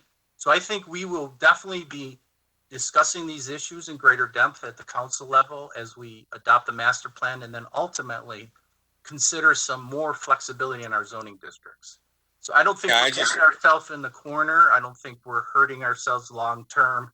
You always hear me about setting precedent, and because we have the cover of the ODD, we're not setting precedent. But I think it's a direction and a discussion we need to have at greater depth. I wholeheartedly agree with you, and that's why I brought it up, because I don't want us to paint ourselves into a corner. So as far as this development is concerned, I have no more questions. Thank you. Thank you. Councilman Hoskins? Thank you. No questions for me. My only real question was the price point for the apartments as well. But beyond that, though, I'm for this, so no question for me. Thank you. Thank you. And Councilman Mandelbaum? No, I think this is a great project. I do like the addition of a pool, especially based on the weather patterns the last few days. But I think this is a great project, and I'm excited to see it happen. Thanks. Thank you. Planner Crode, we'll turn back to you. We are making a favorable recommendation that the council approves the amended ODD, subject to the city attorney and the city planner finalizing the details based on what has been presented in council's comments. Thank you. Thank you. Council, may I have a motion?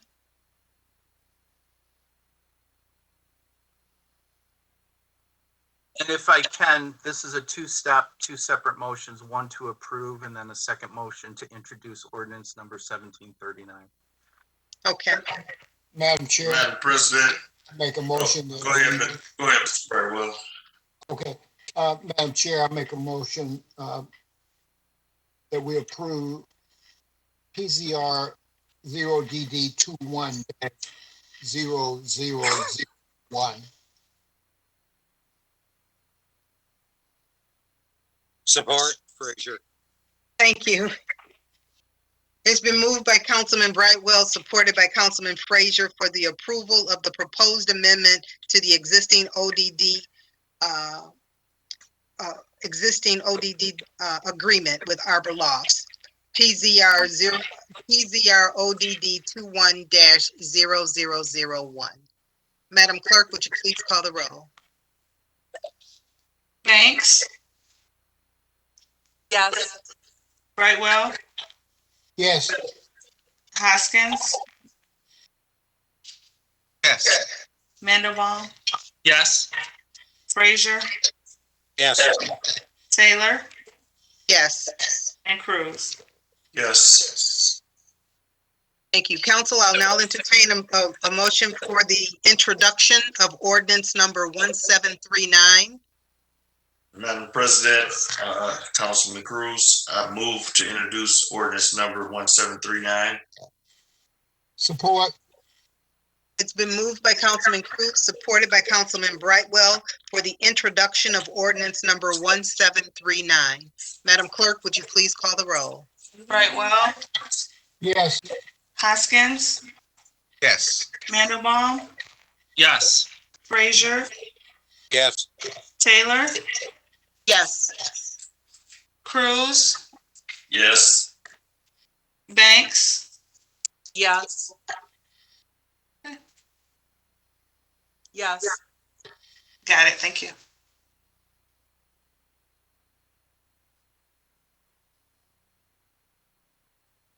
Thank you, council. Our if there's no other Okay. questions or comments. And we can have go two to the site next plans slide. tonight. Yes, thank you. Could we go to the next slide, please? Next slide, please. So the The next site plan only, no public hearing, is PSP 21-0005. Site plan review request of Mr. Nick Freund from Freund and Associates on behalf of the owner Truck Light Company, which is now Clarions, for 38 land bank parking spaces and an additional 9,017 gross square feet within the existing building, property located at 20600 Civic Center Drive. Next slide. As previously discussed, this was originally approved at 40,000 square feet. The as-built buildings, based on ownership's desire to build out the second floor. When they submitted it, they had increased the second floor office use space at 49,017 gross square feet, which triggered an additional land bank spacing. And as I previously stated, I probably could have done the square footage administratively, but to be transparent, as since this was coming back for the land bank, we wanted to package it all together. So this is really cleaning up a technicality from the as-builts to what was previously approved. Next slide. Again, this has been fully developed, so this aerial is old, but it's the latest we had. Next slide. It's supported by the zoning. Next slide. And if you were able to measure the footprint or the drip line, as Nick would like to say, there's probably only about 300 square feet of increased floor area. The majority of the increased square footage was on a build out on the second floor that had originally been designed as a two-story open space. Next slide. And this is what was previously approved. Next slide.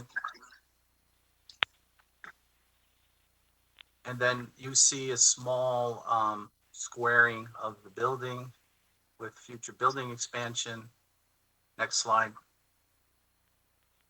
And you could see the second floor was built out based on the cube space shown on the top floor plan. Next slide. And here's a rendering which really doesn't do justice to the actual built piece. Next slide.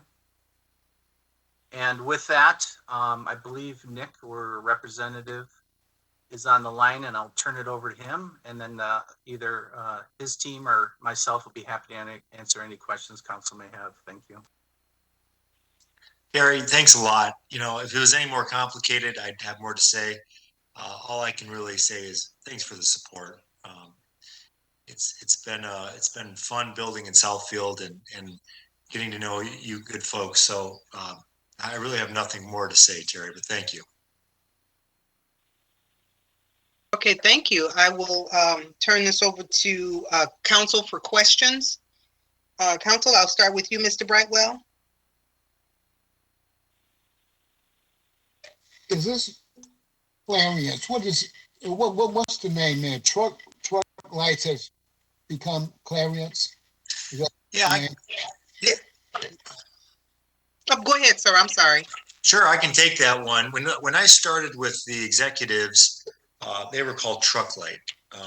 They have been acquiring companies at a pretty fast rate to the point where they had to make a decision as a company if they were going to be Truck Light or, you know, including all these subsidiaries. So, you know, they went through a process, and whether you want to call it a branded family or a family of brands, but they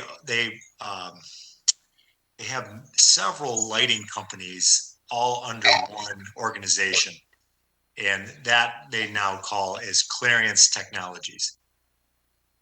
Truck Light being probably the largest manufacturer within Clarions Technologies. Okay, well, that's fine. I just saw in that paragraph too.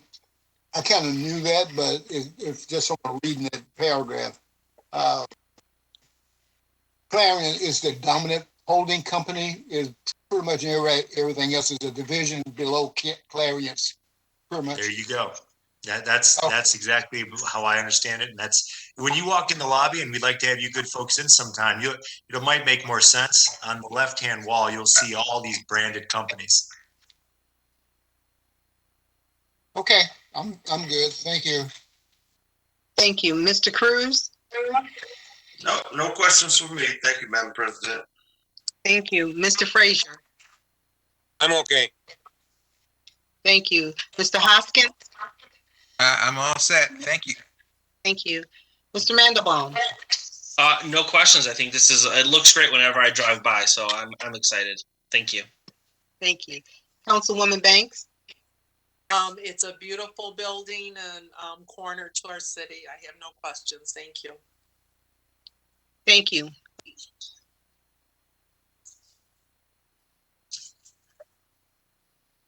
I will entertain a motion.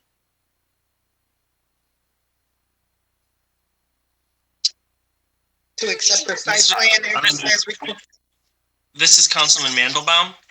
Yes. I'd like to move PSP 21-0005. Zero support. Okay. It's been moved by Councilman Mandelbaum, supported by Councilman Cruz, for the approval of PSP 21-0005, the site plan review request for truck light. Madam Clerk, would you please call the roll? Hoskins, Yes. Mandelbaum, Yes. Frazier, Yes. Frazier, Yes. Taylor, Yes. Cruz, Yes. Banks, Yes. and Brightwell. Yes. And Madam Chair, thank you. I just want to make a couple quick closing comments. Appreciate the council's support in reducing impervious surface and having the land banked for future needs. That's a green infrastructure, low impact goal of our master plan. And also kudos to Nick and his team and Clarions for our partnership in the corner plaza and installing some additional pedestrian lights along our trail to truly make this a pedestrian friendly corporate business in the Southfield City Center. So thank you. It's been a great partnership. Thank you, Terry. Thank you. Thank you. Terry, we have another site plan. Yes, we do. Next slide, please. Next slide. Next slide. This is PSP 21-006, site plan review request of Epicenter LLC to construct 100,000 gross square foot multi-purpose athletic facility dome east of the existing building on property located at 18,000 West 9 Mile Road. Next slide. This is the site location. It's to the east of the former IBM building. Next slide. And the green space in the lower right-hand corner is where the proposed dome athletic facilities would be located. Next slide. The current zoning of regional center does support this type of use. It is allowed as a principal permitted use in the district. Next slide.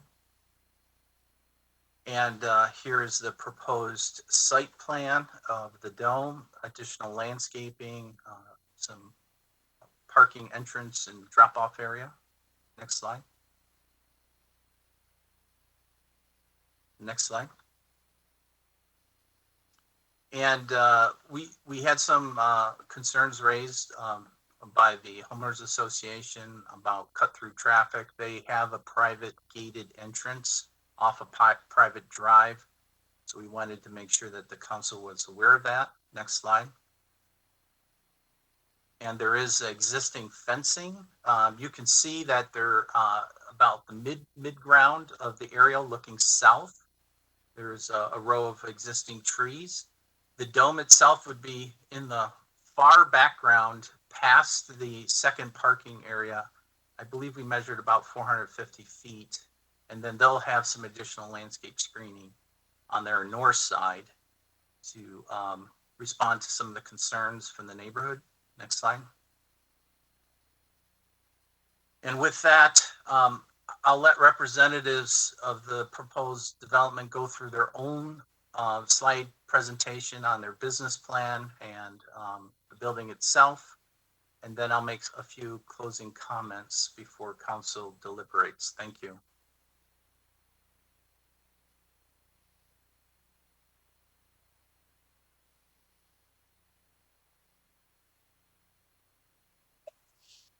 Planner Crow, do you know the name of the individuals? Well, I see Ryan McKindle's, I believe he represents his group, and maybe he can start us off. I believe Alice Sevis has a few comments, and I'm just scanning to try to see if I recognize any other names. Thanks, Ryan? Terry. Appreciate it. This Yep. is Ryan here. I think you summed it up really well there, Terry. I think we've got David Farbman and Neil Rosenzweig on as well to kind of walk through what the day-to-day will look like. But I want you to know we did talk to the condo association behind the IBM building, former IBM building, Epicenter. And we addressed many of the concerns that were raised by the residents around, that exit that you alluded to earlier, as well as some other issues regarding parking and whatnot. And we feel like this is going to be a great addition to the community.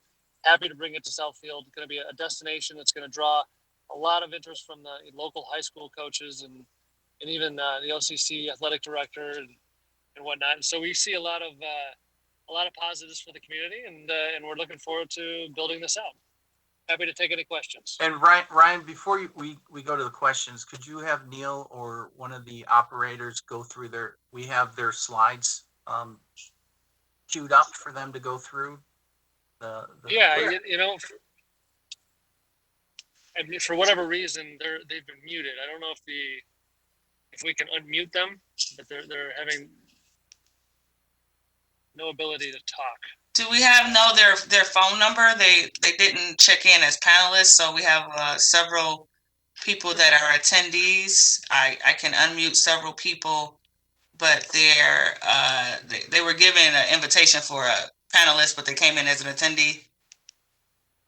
So I just unmuted everyone because I don't know all the numbers. Can I say that she's trying to suppress our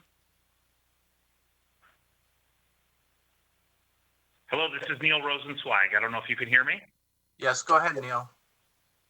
Hi, Terry. Sorry about the phone conversation or the issues with connecting to the meeting, but I'm happy to take you through this.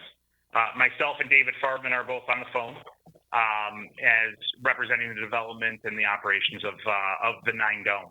So if we want to go ahead to the next slide. So what we're proposing is giving the youth in the community a place to practice, train, and basically improve their sports they love to play. With that, the proposal is for a 30,000 square foot dome that will be basically split in half between baseball, volleyball, flag football, soccer, for training and development and use during the winter months. In this area in particular, there are many, many travel teams that lack facilities. And what we're doing is creating that opportunity for people in Southfield and then the supporting communities as well from participating in training year round. If you want to go ahead to the next slide. I think this was already reviewed as far as where the location and the dome would be, but right on the corner of 9 Mile and the Lodge, right next to what was referred to as the IBM building, or known as the IBM building, but it's now at the center. Next slide, please. Ready? Go ahead to the next slide. And then the proposed layout of the facility right now with approximately 18,000 square feet of turf, batting cages, a weight room, bathrooms and facilities as well. Next slide. Outside views of the dome. The dome was actually used up in Ironwood, Michigan over a hockey rink. So these are actual pictures of the facility, full steel structure that will help maintain the facility within windy conditions, but also in the winters we have.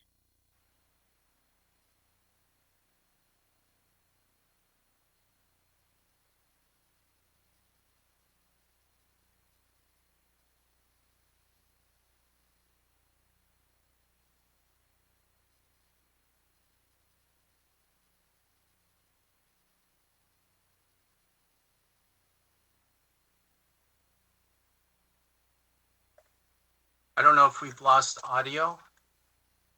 Neil is still there. I don't know if he just stopped talking, but he's still connected to the Okay. meeting.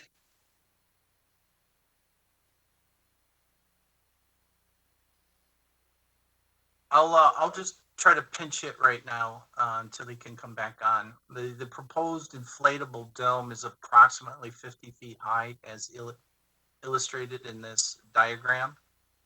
But there is no current height limitations in this district. So similar to IBM, there could be a 20 or 30 story office building built here. Next slide. And my understanding is that primarily this will be for youth sports, youth all the way up through high school and college, but there may be also other adult teams that rent or utilize the weight training or open space, as well as special events throughout the year. Next slide. And these are the various schools that they have reached out to and have invited, many of which have shown high interest in having this facility located in close proximity, especially in Southfield. Mr. Aceves and myself have talked about how this may generate additional spin-off businesses such as a coffee house or sandwich shop. When I coached youth baseball for 12 years and being a father of 3, very involved in sports, unless you were intimately involved in the team, you dropped your kids off for a 2-hour span and then you came back, and many times you look for a local place to break up those 2 hours instead of driving all the way home and coming back to pick up your children. And we believe that this will be a positive addition to the DDA district. Next slide. And again, the ownership is addressing maintenance and improvements on the entire property with repaving the northern parking lot under phase 1, repaving of the southern parking lot as part of this development phase, and making other security and maintenance upgrades. Next slide. And this is a proposed timeline. They are on track. They'd like to be open for fall sports schedules, and they have a completion target of early September. Next slide. And again, I'm not here to advocate for them other than I've heard this presentation a few times and I'm just pinch hitting. With that, Ryan, do you have any closing comments? Can we go one more slide, please? Again, I had indicated there was approximately 420 feet to the northern property line. And if Ryan or Mr. Sevis, if they don't have any final comments, I'll be happy to try to answer any questions from the council. Thank you.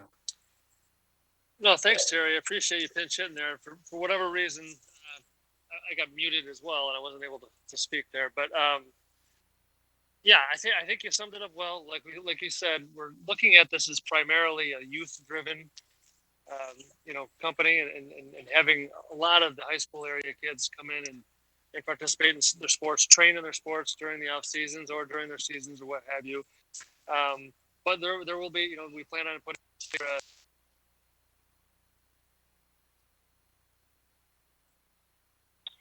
Madam President, this is Al Aceves. If I may just make a few comments. Yes, please. Thank you. I'd just like to reiterate a few of my comments from the previous meeting with the council, and that is that the DDA board was presented with this development at its March meeting and recommended favorable consideration this evening before the council. A couple of ideas behind this that they got excited about was the ability of population outside of the city to come into the city beyond the 5 o'clock hour and spend a couple of hours in the district. And as Planner Crow indicated, hopefully it will generate some off-spin development, similar to a coffee house or things of that nature. The board also believes that to some extent, this could be the beginning of a small destination, whereas more schools begin to hear about what's going on. Perhaps they will come into the area and enjoying the balance of those that are participating. Lastly, at the last council meeting, you may recall Mayor Cyber indicating that this property has been vacant almost as long as the IBM or Epic Center has been at that property. So this is a great opportunity for us to be able to use a property that's been difficult and really does not have great access off of the freeway. So I thank you, Madam President, and that's all I have to say. Thank you. If we could, before we get into questions, there may be one more slide. Yes, let's pause on that, Madam Chair, and we'll be happy to answer your questions. Okay, thank you. Okay, Council, I'm going to start with Mr. Cruz. Yes, thank you, Madam President. Of course, we already seen this presentation or heard of it in our previous study session, and I really like it. I am disappointed that there's no basketball there. I really don't understand why we wouldn't have that. That's one of the most popular sports in the world right now. And so I really wish there was some way that this group could put that together and create a basketball court for folks to play on. But my question really was just, number one was, did the group talk with OCC about doing this project across the street where the old Ramada Inn is? We have that land over there and it's just sitting empty, and it seemed like a even better spot to go to as far as I was concerned. But I would not step away from this because of that. I just was curious as to whether that might have been the case. And I think that's pretty much, yeah, go right ahead. Yeah. This is Alice Evis. If I may answer that question, I've had several developers who've expressed an interest in the vacant property that you have mentioned and have made contact with the college. The college positions is that they want to sell either the entire 21 acres or not sell it at all. They're also not and haven't been interested in subleasing part of that property to potential developers, including the Kenmar building next door, which they've also approached about utilizing some of their land for parking. So I also agree that it would probably have been a good location. However, without the willingness of the college right now to sell pieces of the parcel or lease pieces of the parcel, the development became unattainable. Okay, fair enough.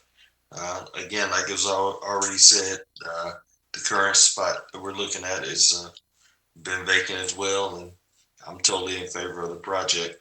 So, thank you.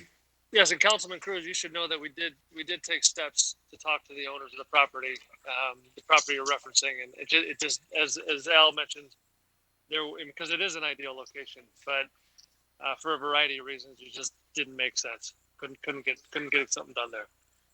And this property right here is uniquely situated, and then it's right next to, the building, the Epicenter building, where David and Neil, we have three businesses operating out of the Epicenter building, so it's convenient proximity-wise to build right next door.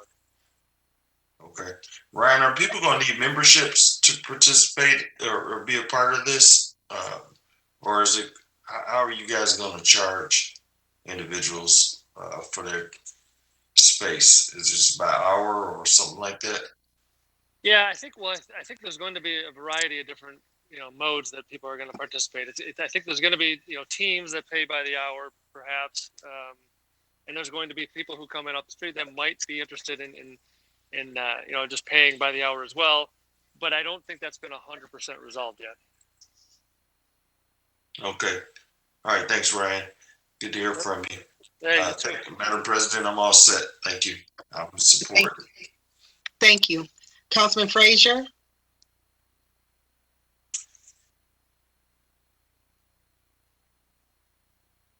Yes, I have several questions because this was before the study committee before I was on council. One question, this dome used to be someplace else. Why isn't it there anymore? correct. It was in Ironwood, Michigan. So what happened up in Ironwood is they had a storm and it ruined their hockey rink, and the insurer came in and replaced the hockey rink with this dome. It was a temporary solution to a big problem. As you know, hockey up there, they can't go a whole season without a hockey rink up in the UP. So they had this rink, and they had this house the rink for a season, and now the rink has been repaired and they have no use for it anymore. So it was purchased off the insurer. Okay, so it wasn't the fact that they lost interest in what was going on in there, and so it's down. Oh no, quite. Yeah, no, quite the opposite. Actually, it was. I guess it was a pretty popular place when it was there, used heavily. Okay, when the first presentation was made, it said we're in the corner of 9 Mile and Southfield. I thought it was in between the building and CBS. It's in between the building and the Fox building. Yes. Yeah. Yes. For Fox. It is. Yep. Okay. That's where it is. Another question is, how is it anchored down so that if we get a tornado or a strong winds, we won't be watching it like a gender reveal? Well, that's a good question, Councilman Frazier. It looks like a kind of a big, kind of puffy, marshmallowy, soft-looking structure, but there is quite a bit of integrity to the building. We got to lay footings, across the whole entire undergirding of the structure, and the parts that attach to the footings are relatively solid. So there's never heard of that being an issue with any of the other structures like this, similarly situated structures like this in the area, and we don't anticipate that being a problem here. Okay, so the material itself is strong enough that while it's anchored down to cement, bolted down, that it still can stand the strong winds. Correct. Okay. All right. Got to take your word for it. Councilman Cruz asked a question about the cost, and I know I see in the write-ups, and I'm just going to use this one example. The batting cage from $50 an hour to $500 an hour. How can a kid that wants to raise his batting average afford that kind of cost? Well, I don't think it would be $500 an hour for one kid, or even $50 an hour for one kid. This would be priced appropriately. Honestly, we don't have the total reimbursement model completely resolved yet. We're not settled on one particular model, but in the event that it's $500 an hour or something of that sort, I'm guessing that'll be renting out the entire space. But again, I'm not as close to it as David and Neil are. Unfortunately, they're not on the line, or they're still muted. But I mean, Councilman Frazier, I can virtually guarantee you it won't be $500 an hour for a kid to come in and get a few swings in. Okay. Yeah, I'm sure that if it's like a traveling team or something, that they'll spend the money to make their athletes more a better athlete. So it wouldn't fall on the shoulders of one individual. But even the lowest rate, and that's all I have to go by, is what was written on the paper, is $50 an hour. That's still I can just imagine when I was a kid asking my dad, "Can you give me $50? I want to go raise my batting average." Yeah, no, it's what I'm told now is it's probably somewhere around $35 an hour for a cage, $500 an hour for the full facility. And the idea here is not to price out or to gouge any of the local kids in the area by any means. This is more of a passion project for David Farman. His oldest son is a really good baseball player, and what he's going to be doing is taking, the idea here is to kind of meld the two, David's work at the epicenter with the opportunity to participate a little more closely with Hunter Farbman, his son, when he's practicing. It's going to be a lot of it. And so in bringing kids in from the local neighborhoods to practice there is something that he intends to do, and he's not going to be pricing it to the point where it's out of reach or only within reach of the travel teams and whatnot. Yeah, well, that makes sense, because otherwise you're going to an awful lot of expense to then not have people show up. Exactly. And David, this is quite a lift to get this thing shipped from Ironwood down here and get it in. The whole process is quite a big lift to have people not show up. The idea is to bring as many people here as possible. Yeah, getting it down here is probably less of a concern than how do you fold it all up to put it in the bag to get it here. I know. I'll tell you the story later, Myron. It was quite a hoot getting the thing down here. It was a trip. Yeah, I can imagine. Okay, the last question I have, and I guess it's between Terry and you. I read the part of the Planning Commission minutes, and it didn't seem like there was any positive comments from the residents that came to the Planning Commission. And then I just heard just a few minutes ago that has been addressed. Are you aware of what's happened since the Planning Commission, Terry? Yeah, let me just clarify a few items. Originally, the ownership reached out to the board of directors of the homeowner association. So they had a conversation with the board and received positive comments. Then, since this wasn't a public hearing, there were a number of residents that called in after the fact under public comment, and they were concerned and upset that they didn't have an opportunity to voice their concerns. And we had 8 or 9 people, all reasonable issues about noise and hours of operation and existing conditions and all those some of the other issues with the large parking lot. And the team was directed to reach out to those that were attended list, and Mr. Spence provided all those who gave them our name and address. And I will let Ryan close out the comments, but they did meet with 9 individuals, 8 of the 9 at least were felt at least a little bit better about the responses.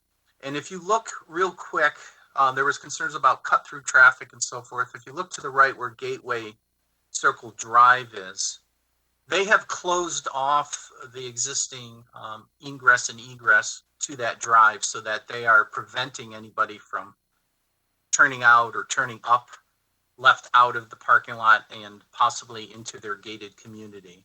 And they've added additional landscaping in response to that. Those are general comments that I'm aware of. And then I'll turn it back to Ryan if there was anything that I missed or that specifically came up when you met with the residents. Yeah, I mean, thanks, Terry. Yeah, I think you, again, encapsulated it well. There was some issues regarding closing time on Sunday night. They wanted to bump up the closing time a little bit earlier in the evening. I think it was 8 or 9 o'clock. We settled on it, and they seemed satisfied with that. There was other questions around whether or not we were planning to serve alcohol or things like that, and we're not.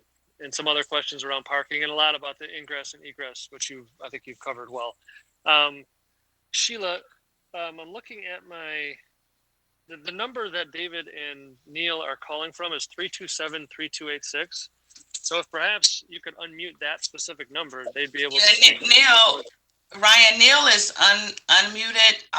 The issue that we're having for the attendees is if you're unmuted, when you're not talking, you need to make sure you go back to mute because we were getting a lot of interference. So right now I just unmuted Neil. It looks like he may have muted again on his own.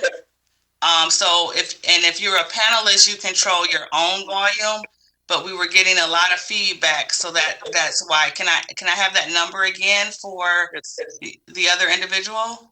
It's 248 327 3286. 327.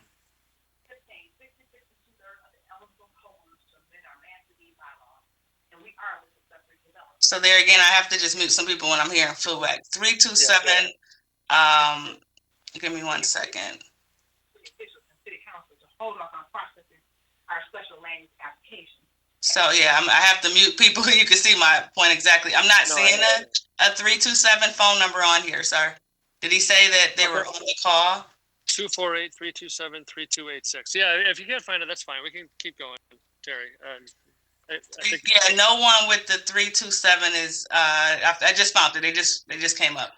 They're unmuted now. But just please, when you're not talking, if you could really mute yourself, that would be greatly appreciated. Absolutely. So Ryan, you can hear us okay now? Yes. Okay, thank you. All right.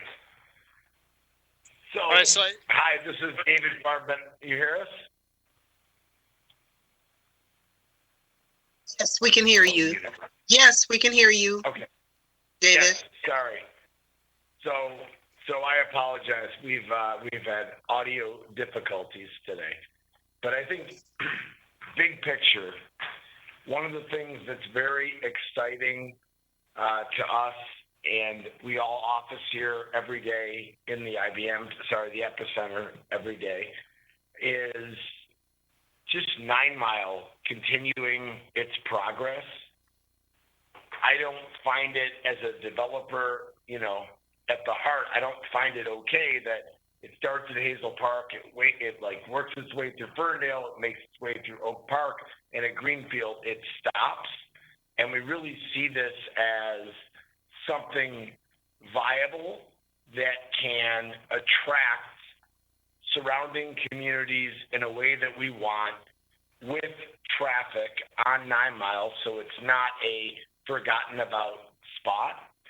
And we feel very strongly that this development, and to answer a question that was asked earlier, we have talked with OCC across the street about a potential phase 2 of this development that would involve the absolute world-class infields and outdoor fields in general to be able to hold tournaments and make this hub something that could be awesome for youth sports. OCC is considering different options on the property, but that is a phase 2 that we are highly interested in. I know Neil spoke about, my commitment with my oldest boy, Hunter, who is a gifted pitcher, who's really fun for me to be involved with and do this. But we see this as something that is a real sweet spot development point for creating the type of development I think we'd all like to see around this area, and not let 9 Mile kind of stay forgotten along this path. So I just wanted to add that, and I apologize for the audio difficulties we had, but I'm really passionate about this and feel we're going to create something awesome, not just for travel teams and different sports, boys, girls, men's, women's, soccer, volleyball, baseball, and others, but something that could be really awesome along the corridor. So I'm sorry, I just wanted to add that along. It was frustrating because I wanted to speak while we were going through that. David, this is Planner Crow. Either you or Ryan, let's, I think it would be helpful if you can address the concerns that were raised by the homeowners group to the north and how you're placating or satisfying those concerns. Yeah, so good question, Terry. We had a couple of different meetings. We first met with the board, and then we felt, just because it is a community with so many residences within that area, that we should open up a meeting to more of the community so they could come in and be heard. So the kind of key areas had to do with some of the landscape buffering that happened, some of the privatizing of the entrance and making it clear not to come in off of that private drive. And lastly, there was a concern raised that on Sunday nights, it was important because Monday is a work day, school day, get it moving, that we consider closing the facility earlier on Sunday. And that is something we are performing and thinking through at this time. So we definitely took the time to sit down. And as someone who offices next door, I walk through that community every day, so I see all of those different folks. So believe me, I want them to be happy.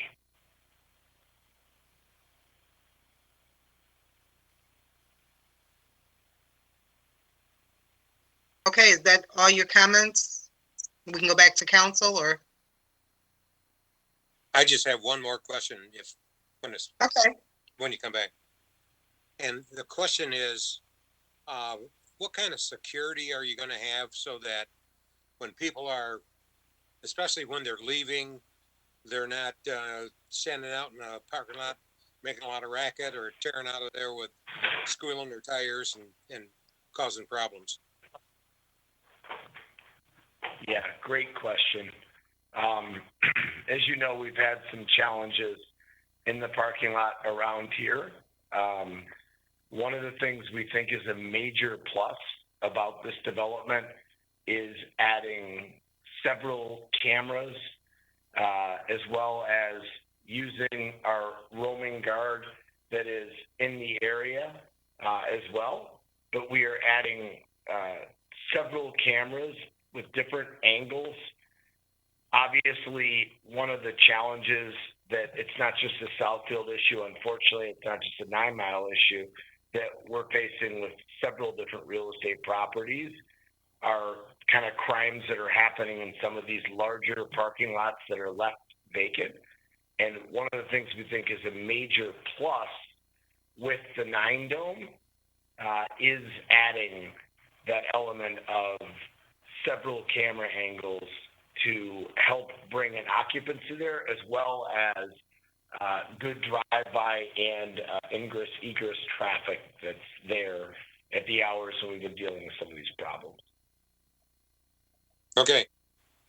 All right. That's it, President. That's all I have. Thank you, Mr. Frazier. Great questions. Councilman Hoskins?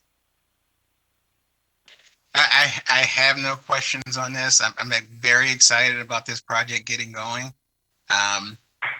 There's been some excitement about this, so I'm looking forward to it.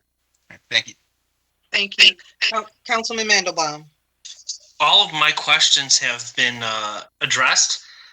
This is another project I'm very excited about. Having played high school baseball in some college, I definitely love this idea. So it's great, and I can't wait for it to open. Thank you. Thank you. Councilwoman Banks? Thank you. All of my questions have been answered. Thank you. Thank you. And Councilman Brightwell? Yes, I'm 100% for this particular project. I've heard this presentation before. But I do have a generic question. Given that this dome was up in the UP and the winters get brutal up there, what is the useful life of this?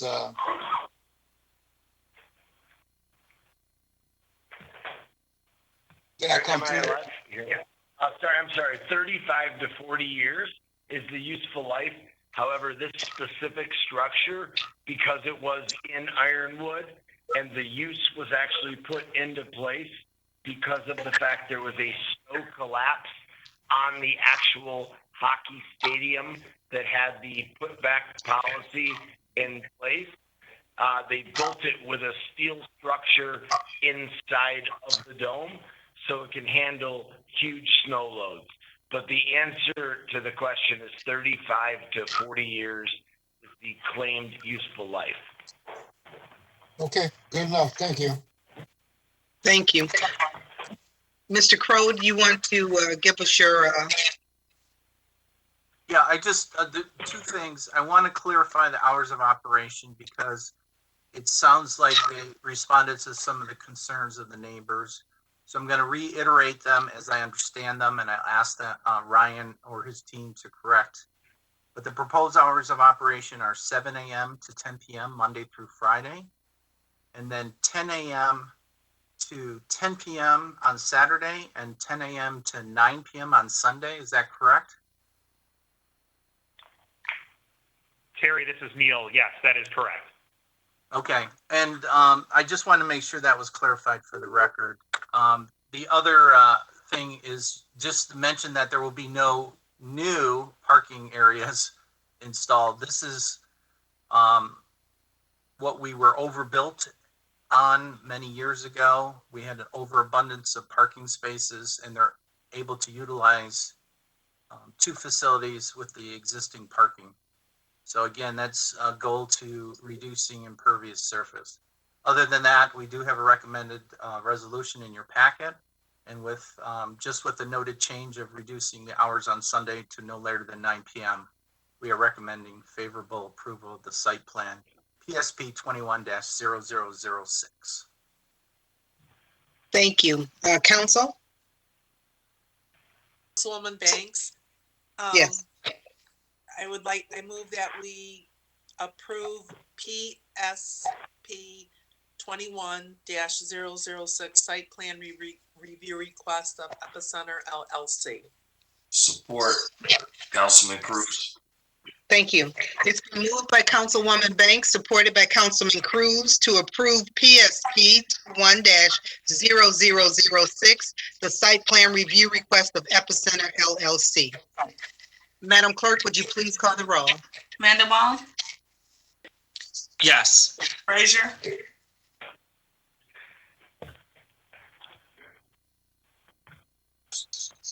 Frazier, Yes.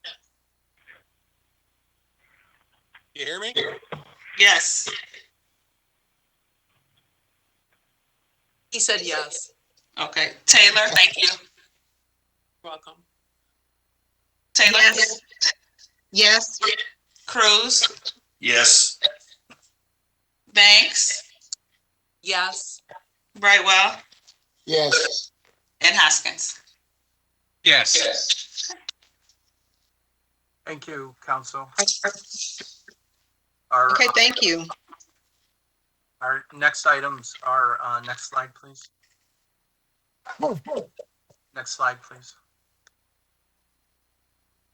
I'll turn it back over to you for enactment of ordinance number 1737, as well as enactment of ordinance number 1738, as previously approved by council. Madam President, if I could we also add 1739 tonight, or do we have to do a Rule 10 on that, or just leave for the next meeting? No, we have to, point of information, Madam President. Yes, please. There are guidelines specific to how we post ordinances, so that has to wait to be enacted at another meeting. All right, very good. Well, then I will move that we approve ordinance number 1737 and 1739. I mean 38, sorry. Madam President, it's actually to enact the ordinance, not approve, but we're enacting the ordinance. Okay. Would you restate your motion? Do I need to restate it? Yes, please. Just for the record. Okay. I move enactment of ordinance 1737 and 1738. Support, Frazier.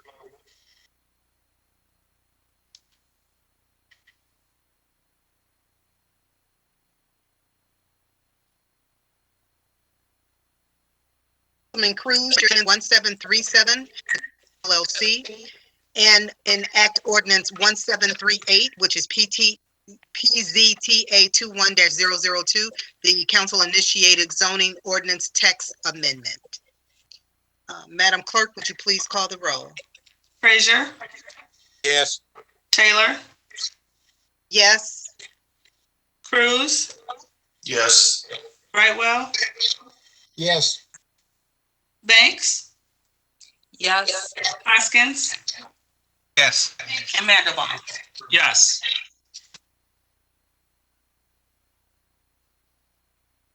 Ordinance is enacted. Thank you very much. That concludes the planning department's items tonight. Okay, thank you. Council, next we have the agenda items for discussion and or action. Our first item is authorization to purchase replacement truck for Traffic Services Division. Hello, this is Kevin from the motor pool. Hi, Kevin.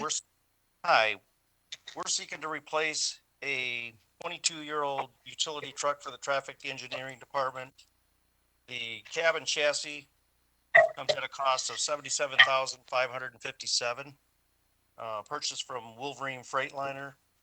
The body portion of that will be purchased and installed by Truck and Trailer Specialties at a cost of $158,500. Total being $236,057. Questions, please? Okay, council, I will start with you, Mr. Frazier.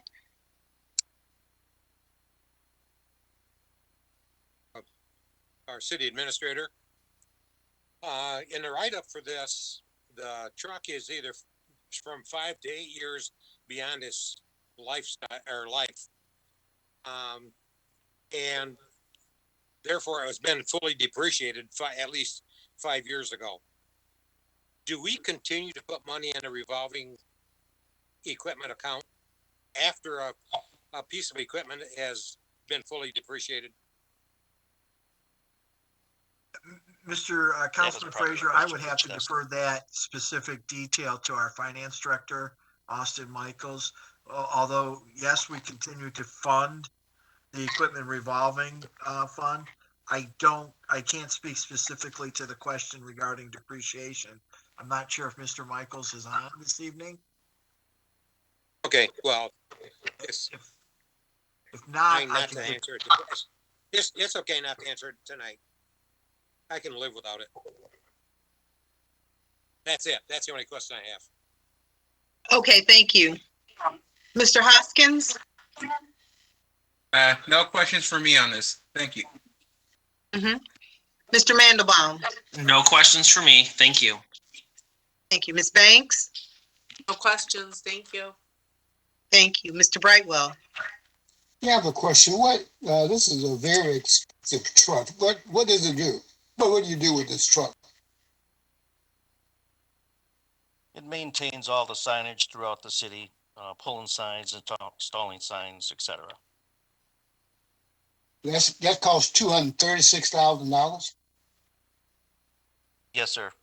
It is a customized vehicle, utility vehicle, with a boom that actually pulls the signs and a driver that actually drives them into the ground. Okay. Well, how many miles do you have on this truck? 48,000. 48,000? That's correct. And it's being replaced now. 48,000 seem like for a utility vehicle. It doesn't seem like quite that many miles. It doesn't seem to be, but most municipal vehicles will have low miles, considering that they're only servicing and working on jobs within the boundaries of the city. Okay. All right. Well, why are we just now deciding to replace this vehicle? Many of the parts have become obsolete, and it's just pretty much no longer repairable. We've been nursing it along for several years now. Okay. And so when we get the new one, I assume this is 2022 vehicle. You have 2023 in the write-up. But I assume this is going to be a 2022 vehicle. No, it will be a 23 model, and it's 13 months out to build. If you were to approve and they were to receive the PO tomorrow, it would be 13 months to receive that vehicle. Okay. down in the second sentence from the bottom, it says 2022 470 series truck for the replace the name. So anyway, you guys can clean it up. But what do you anticipate the useful life of this vehicle? I'm hoping another 22 years.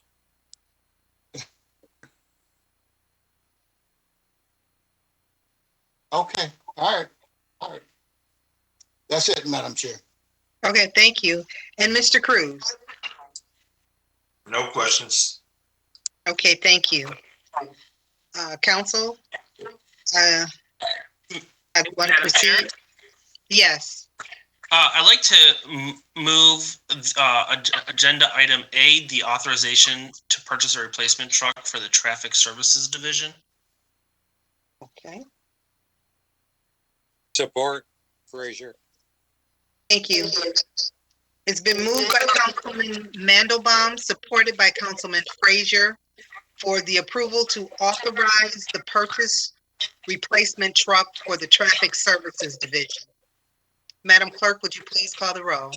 Taylor, Yes. Cruz, Yes.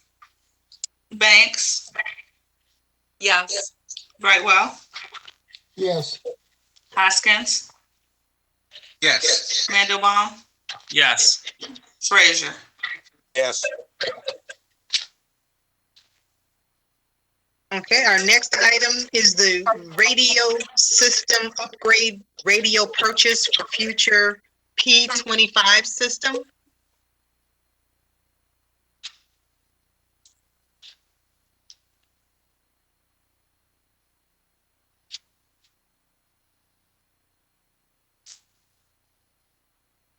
Good morning or good evening, Madam Chair. Chief Barron should be on the line to give an introduction, and then I'll give the detail to this. This is Meredith Morgan. Hi, Meredith. Thank you. Chief, are you on the line?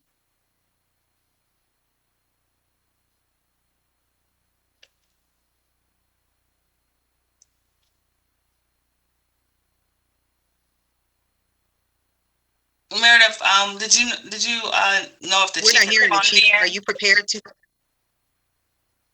Because I'm not seeing him on the call. Oh, yes, I am. Oh, he's calling me here. Hold on. Chief, are you having tech?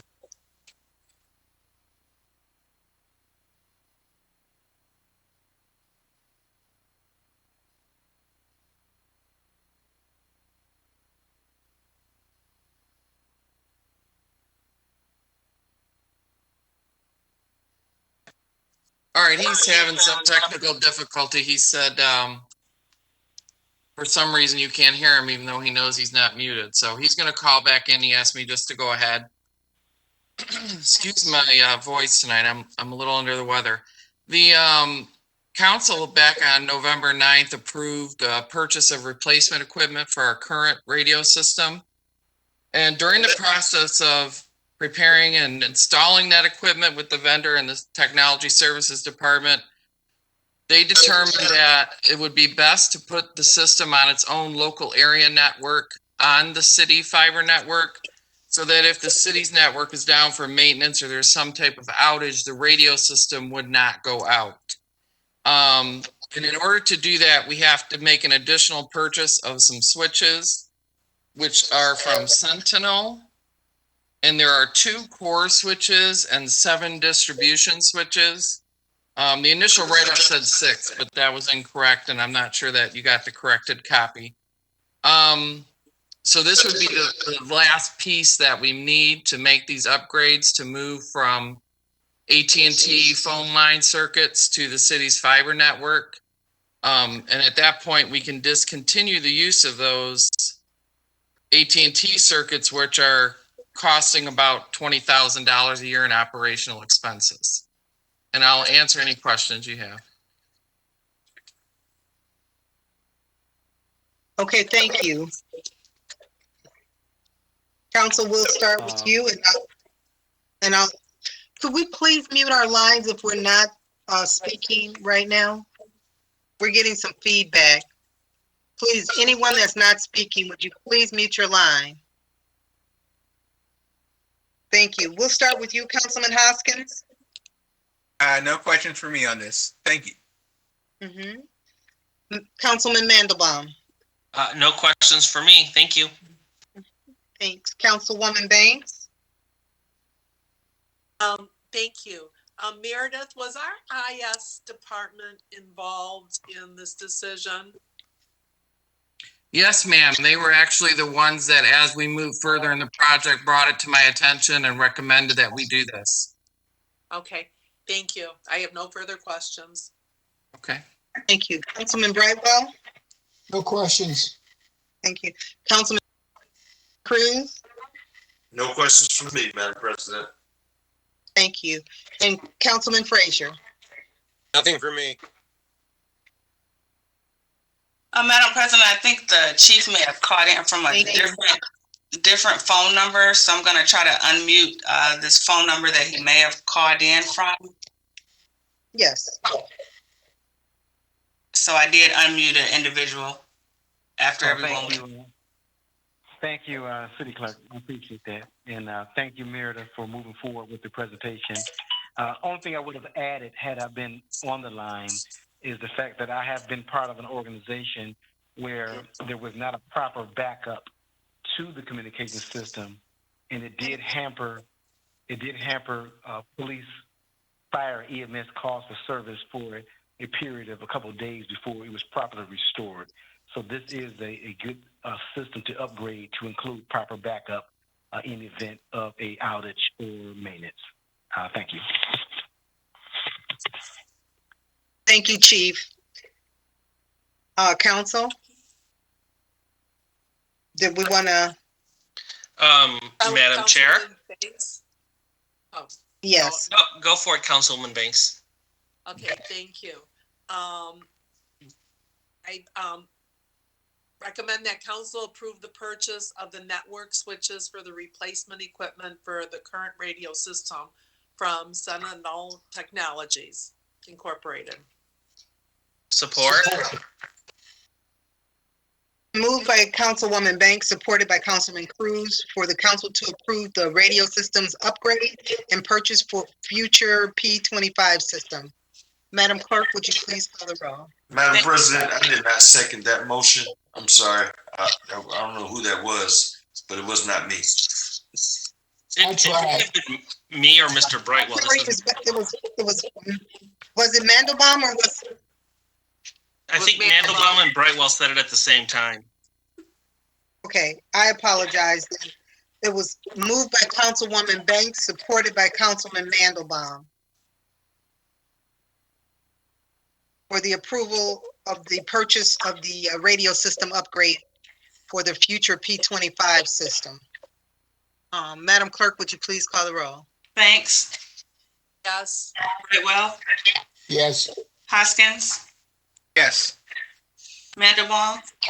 Yes. Frazier. Yes. Taylor. Yes. And Cruz. Yes. Okay, thank you.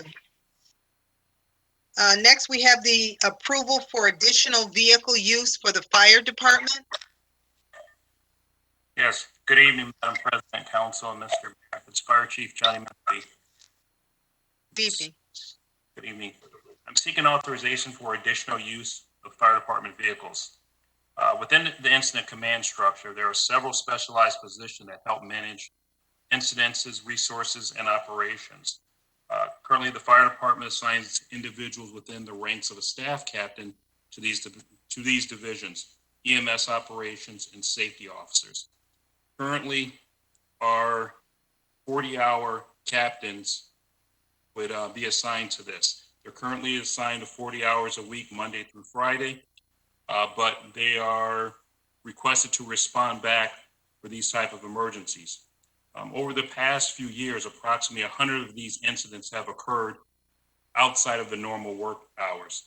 Under our current response model, staff captains must report to fire headquarters, retrieve the necessary equipment and vehicles, and then respond to the scene, as well as they go to meetings in and outside of Oakland County, and they must return their fire department vehicles back to fire headquarters and then proceed home sometimes after hours. I'm looking at the fiscal impact of the additional expenditures of use of their vehicles as a minimum, about under $5,000 a year, which I believe would be absorbed in the current fire department apparatus division budget. I'm seeking authorization to allow the staff captains to utilize their assigned vehicles as take-home vehicles for fire department use. I yield back to you, Madam President. Thank you. Council, I'll come back. I'll start with you, and I'll start with Councilman Mandelbaum. No questions for me. Thank you. Councilwoman Banks.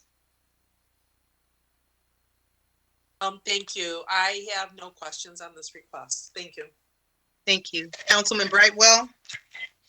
I have no question, but let me ask, Mr. Zorn and perhaps Austin, how is our insurance impacted when we have take-home vehicles? Is or is that the umbrella factor in our insurance rate? Mr. Madam President, if I may, Yes. would be covered, and some of the question was breaking up. It would be covered under the city's general insurance through the Michigan Municipal Risk Authority, as all of our other vehicles. We don't see it as an increase. The employees are driving these vehicles during the workday. We would be reporting it to the authority that it is a take-home vehicle, though. Okay, all right. I just want to know. That's all. Thank you. Thank you. Thank you. Councilman Cruz. Nothing from me, Madam President. Thank you. Councilman Frazier. Yes, I'm a hard nose on take-home vehicles. The 100 cases that you've experienced over the last few years doesn't seem like enough of a problem to have somebody drive back and forth every day on the city's dime. The IRS considers transportation from home to work as a benefit, so they would be subject to, I believe they would be subject to have to pay benefits on the driving back and forth. But it just doesn't seem to me that there's enough incidents that all three of them have to take their cars home. I don't know why one of them can't be designated as the on-call for a week, and then the next one is an on-call, and the other two drive their cars back and forth, their personal cars back and forth. I'm not a supporter of this. Okay, thank you. Councilman Hoskins. No question for me on this. Thank you. Okay, council, I'll entertain a motion or. Madam Chair, this is Councilman Mandelbaum. I'd like to move the approval of additional vehicle use for the fire department. This is Councilman Hoskins. I support. Thank you.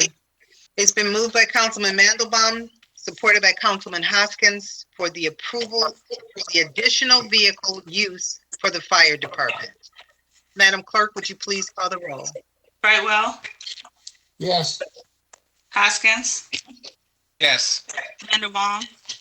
Yes. Frazier. Oh. Taylor. Yes. Cruz. No. And Banks. Yes. Okay, thank you. Thank you, Chief Menifee. Thank you. I appreciate the consideration. Next, we have item D, which is the amended and restated Brownsville redevelopment plan and tax increment financing plan and development and reimbursement agreement for Northland City Center, LLC. Good evening, Council President. This is Rochelle Freeman, Business and Economic Development Director. The city is in receipt of a request from the Northland City Center, LLC for approval of their amended and restated Brownfield redevelopment plan tax increment financing plan, and development and reimbursement agreement for the Northland redevelopment and Hudson City Center market. As you'll remember, on March 27th, 2017, City Council approved the original plan so that the city could start doing work on the property with the hope that we would attract a developer and be reimbursed for our investments. At this time, that's why this plan is an amended and restated brownfield plan.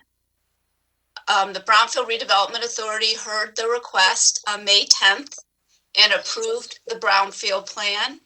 And we're seeking City Council to set a public hearing date for June 14th. At this time, we have a short presentation offered by Tom Gritter and Bruce Kopek from Contour Companies.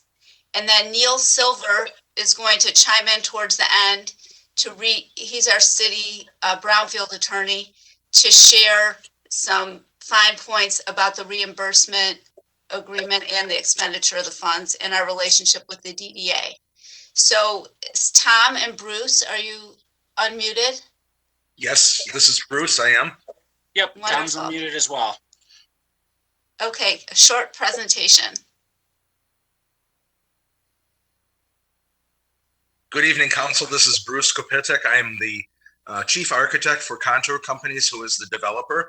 And I think I'd say most of you know me by now, and because I've made this presentation a number of times. Since the time we first met and discussed this project, we've been moving forward with construction drawings, with planning, with any variety of things that we need to do. And while this presentation is primarily regarding this brownfield plan, and Tom will speak about that. Traditionally in these meetings, I have given a little introduction to the project if anybody is not familiar with it. So I'll try to be brief if that's okay with everybody. And on this first slide, we just asked the question, what is Northland City Center? As you know, it's a over $400 million project on Greenfield Road on the site of the historic Northland Shopping Center that was built in 1954. The city has invested in that property, and it's Contour's hope to close on the sale of the property so that we can move along and begin the construction of the buildings along Greenfield Road in phase 1, and also the selective demolition and renovation of the Northland Shopping Center and the Hudson store into an outdoor complex that was landscaped the way it was when that shopping mall opened and caused such a big stir in 1954. We have the project is in 2 phases. Phase 1 consists of 1,510 apartments. We have 14 5- and 6-story buildings going up in the parking lots of Northland, and then loft apartments in the 1-story buildings there, as well as the Hudson City Market. That's a large Can you go to next slide? Next slide, please. And this slide essentially shows the current situation.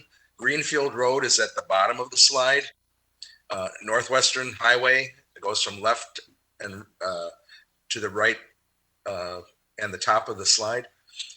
We have a Macy's store in the middle, which was once the J.L. Hudson Company's department store. And I assume everybody can see my cursor as I highlight that. That's number 1. In 1973, a J.C. Penney store was added, and the external malls that were landscaped and quite popular were removed and roofed over at that time. So item 2 and items 3 will be the demolition of those later additions to Northland that changed its character from its original mid-century modern look. There's a former Kohl's store that is on the site that will also be removed for the same reasons. The Target has been removed by the city already. And where you see the gray in this image that are all parking lots, and given the number 6, those will be the locations for our multi-use buildings that will create a city center feel, a walkable, pedestrian-friendly environment of arcades that will and colonnades that will shelter people from rain and snow during our worst weather. And in the future, as we develop phase 2, we'll have a green space here with townhouse development, other features in some of these parking lots. As you know, Providence Hospital has bought a parcel of this shopping center, and we hope to develop that with them with shared parking and make sure that everything on this block of land really is part of the same community, and everything relates and dialogues with each other in the best way possible through the planning process. Two landmarks on the site are the water tower and the power plant that exist on JL Hudson Drive. And in phase 2, those would also be renovated. We're looking at that power plant becoming really a clubhouse for the whole community there. And that's a great overview of what's there now. Could I see the next slide, please? This will all occur in a phased development. Phase 1A, which is outlined in a pink color, here will be the first 2 multi-use buildings along Greenfield. These will have retail on the first floor, approximately 100 apartments each, and a top floor with amenity space such as a swimming pool and a clubhouse room for that building specifically. The intention, as you can see by the schedule on the right here, is to move down Greenfield and construct more of those buildings until we have each of those colors filled in with structures and the parking courtyards that will be in the middle of them. And that will essentially close out the apartment portion of phase 1. And while we're doing all that, we'll be doing the demolition and the restoration of the former Northland Shopping Center to its original appearance as a historic landmark, but with a new use that will be what we like to call really the 1954 Northland for 2025. Next slide, please. The aesthetics of these buildings are based on the original Northland design. And so we have brick, stone, very heavy landscaping. All the buildings are surrounded by walkable tree-lined boulevards. There is street parking, sidewalks, obviously, and a network of pathways that lead from the outside of the property along Greenfield, where the walkway there will be improved and landscaped and defined by low walls and lighting and landscape treatment, all the way into where the pedestrian would continue into the shopping center lanes that existed at one time in Northland, and then back out to that future recreational park with a water feature or the other functions that will go on as this is a mixed use development in the phase 2. And we've looked at things like medical clinic. We've got a discussion going with Providence Hospital about how we can make synergy between their project and ours, and also the potential of a hotel, further office buildings, senior living, and that kind of thing in phase 2. So that's a brief overview of Northland. And I'm not sure if this is slide 4, but if there's another slide, why don't you advance it? I will turn this over to Tom Gritter, who is our partner in the financing and incentives area that we've been working with ever since this project started to kind of sort out the type of money that we've got coming and going out of this. So I'm going to turn it over to Tom. Thanks, Bruce. Yeah, thank you everyone for having me here. As Bruce mentioned, I'll be brief as well. Got a couple slides here, just kind of detailing out the brownfield plan. Basically, this slide lists all the eligible activities. Basically, through the brownfield plan, you'll get reimbursed back as a developer your eligible costs through tax increment financing. So as this site gets developed, as Bruce showed, additional costs will be reimbursed. These excess taxes will reimburse these eligible activities. We've calculated about $64 million of eligible activities, which is public infrastructure improvements, utilities, demolition. There's already been a little over $4 million spent that we're seeking reimbursement that the city has spent. Then there's another $20 million that the city is going to more or less make a loan to the developer for infrastructure improvements and demolition.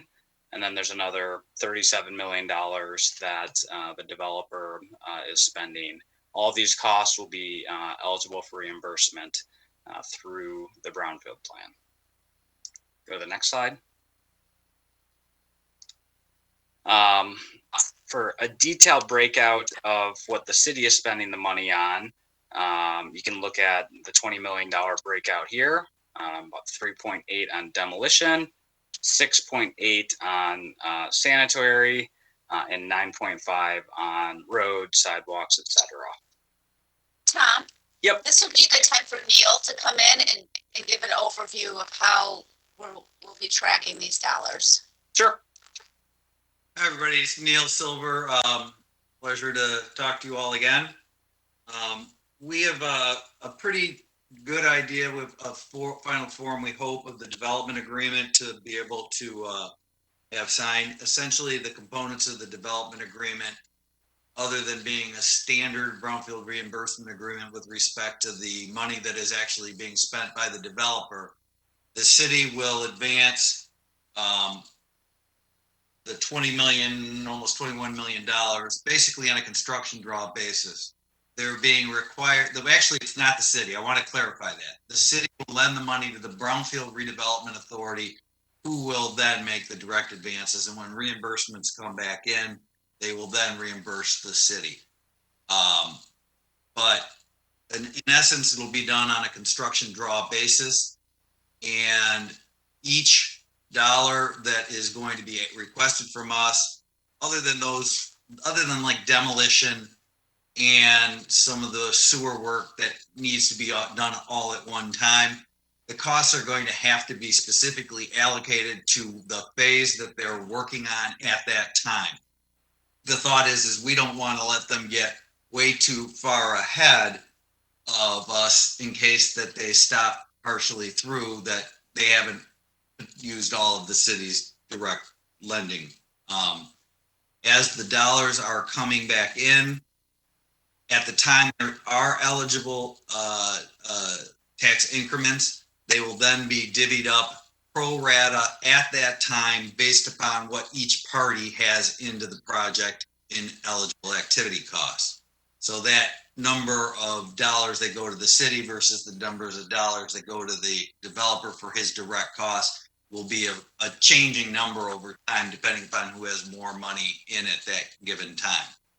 We've built in very stringent default clauses that are both in the supplemental development agreement that is still being negotiated, which is tie-barred to the reimbursement agreement, that at any given time they are in default, their rights to reimbursement will stop, not the cities to continue to recover incremental taxes on whatever is built there.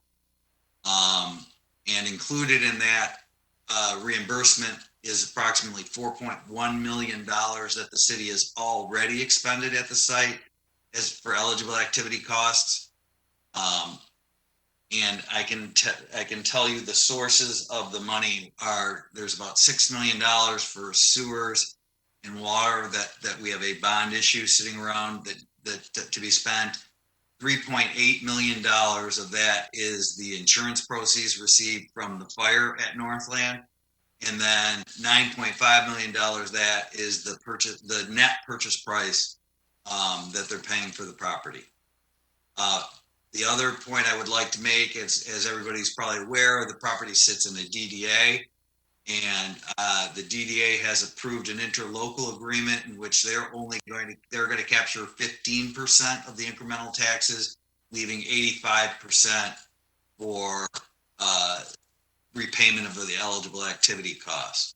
The state of Michigan has our 381 work plan to allow us to capture the school tax portion of the dollars. We're hoping to get their letter of intent to support the project next week. And we're at a point where we believe we will be at the July MSF meeting for final approval of the incentive program. Thank you, Neil.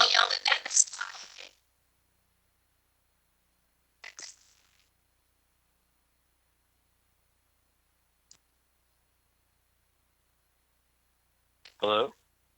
Hello? Yes, Madam President, Alice, this just quickly, the DDA board met on Friday past week, and as Mr. Silver indicated approve the interlocal agreement with the Brownfield Authority. The 85% of the revenue will go back to the Brownfield Authority for the eligible activities that have been identified. Thank you very much.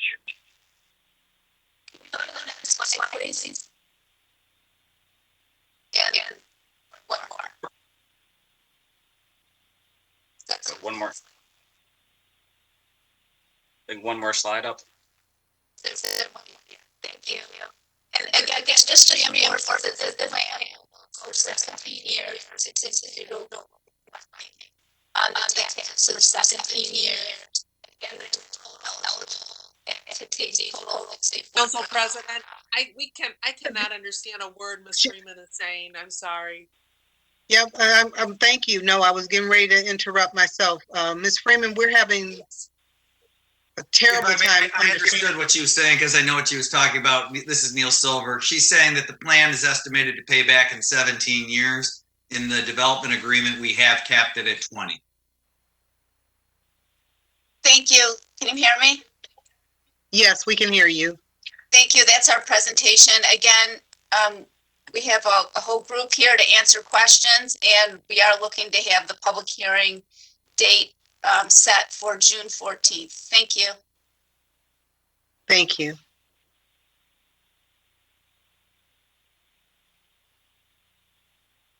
Okay, on this item, I'll start with you, Councilman Mandelbaum. I don't have any questions. I know some of this was briefly discussed at the North End Committee, and I actually had a chance to go over the Brownfield package that we received, explaining everything. So this overview was, again, very helpful, but in general, I don't have any questions. Thank you. Thank you. Councilwoman.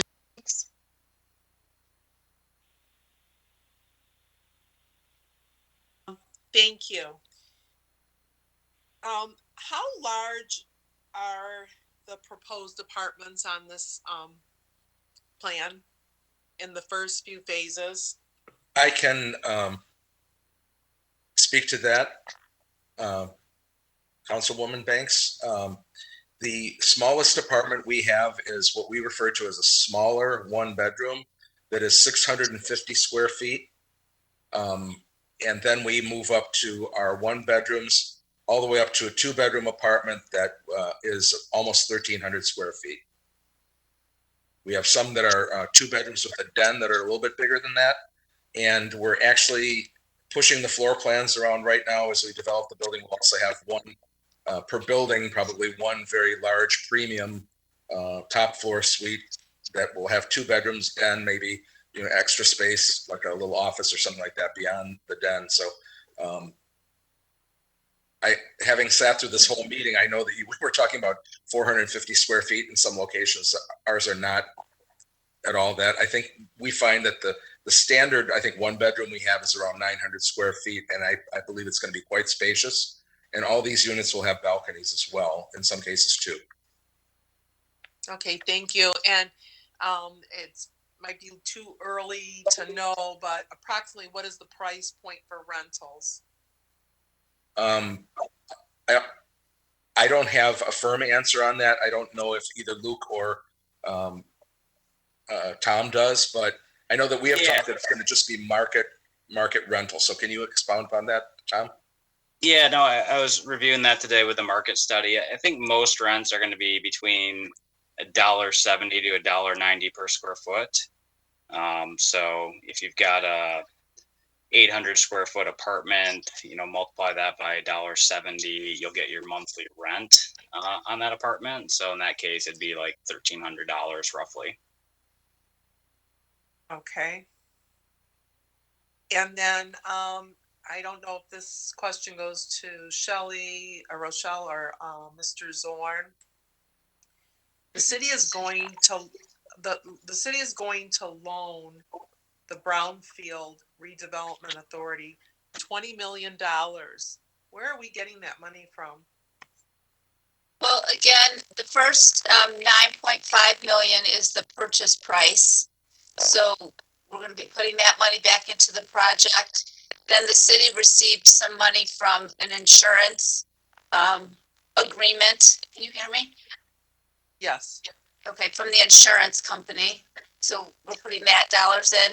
And then there's some bond dollars that were available for water and sewer. And we had identified projects that needed to be done in that area. So those dollars will be part of this project as well. And Mr. Zorn can expound on that if you would like. You were very thorough. Thank you. I understood that.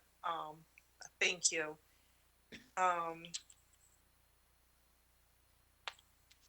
In reading the Brownfield report today, I think it was on the second page, and I believe in the beginning of this presentation, they also stated the project is $402 million, but they said it was in private investments. So do we know if the developer has secured the private investment funds for this project? It's our understanding that this will be done in phases, and that's why the city is going to be controlling how we're rolling out our money. They're going to be getting construction loans on each phase, each sub-phase of the project. So we'll be working hand in hand with them and the title company and our monitors to make sure that they're going to have enough money to support that sub-project that they're going to be working on at each phase. And they have showed us that they're working on securing that first level of financing. And Bruce, if you want to share more information, or Tom.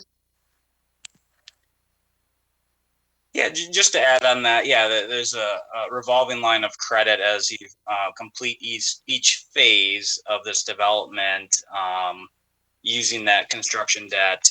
So, the $402 million won't be spent all at one time. It'll be spent over, several years as this gets phased. And then, yeah, as each phase is leased up, it'll be permanently financed. So, yes. And each subphase represents 2, or in some cases 3, of the 15 apartment buildings that are going to be built on the greenfield side there of that. And then a concurrent phase would be the restoration of that mall as well. Okay, so assure you, Councilwoman Bates, Shelley, we have a real hard time hearing you. You're really.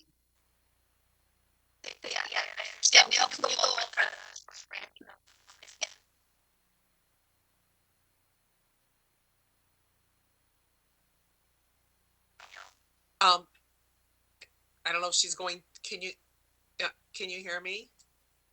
I can hear you, but okay. I'm not sure if my question was answered. Like I said, the write-up said $402 million of private investments. So you're saying you're going to take $402 million of the investments and phase it over the life of the project? Did I understand that correctly? That's correct. We have a letter of commitment from a lender or several lenders that we're dealing with. And the idea is to borrow from them out of that $402 million, the funds necessary to build the first phase 1A, the sub-phase 1A. And when that is done, we will have started on the second sub-phase. So we can be leasing that first phase as we are constructing the second, and so on and so forth. So we get an income stream actually during the time that project is being completed throughout that first phase. I think I may be able to try to clarify this. What they have is as Tom Gritter said, it's purported to be a revolving line of credit. So when the first building is done, that will they will split that land off as a separate parcel, get their permanent financing for a leased up building, then they'll be able to revolve that money as it gets paid back with the permanent loan, to be able to use it again for the next building, and so on and so on and so on. And I understand that, and thank you for clarifying, but I guess the question is, do you have, in writing, $402 million committed from private investments for this project? I guess that's a yes or no answer. And that was in your write-up. Yeah, between debt and equity, they've got personal investments on that, and then the balance of it is a revolving line of credit. So yes. Okay. Thank you. Let's see.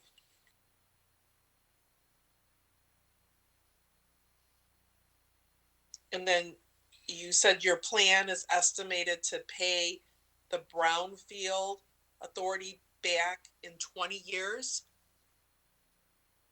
Actually, I said we're in our reimbursement agreement, we're capping it at 20. It should, according to their calculations, it should pay back in 17.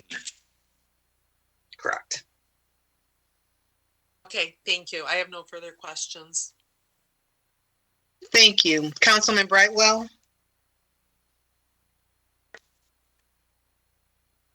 So when you mentioned, thanks, Paula brought the question about the 402 million, you indicated between debt and equity, and what other source financed this?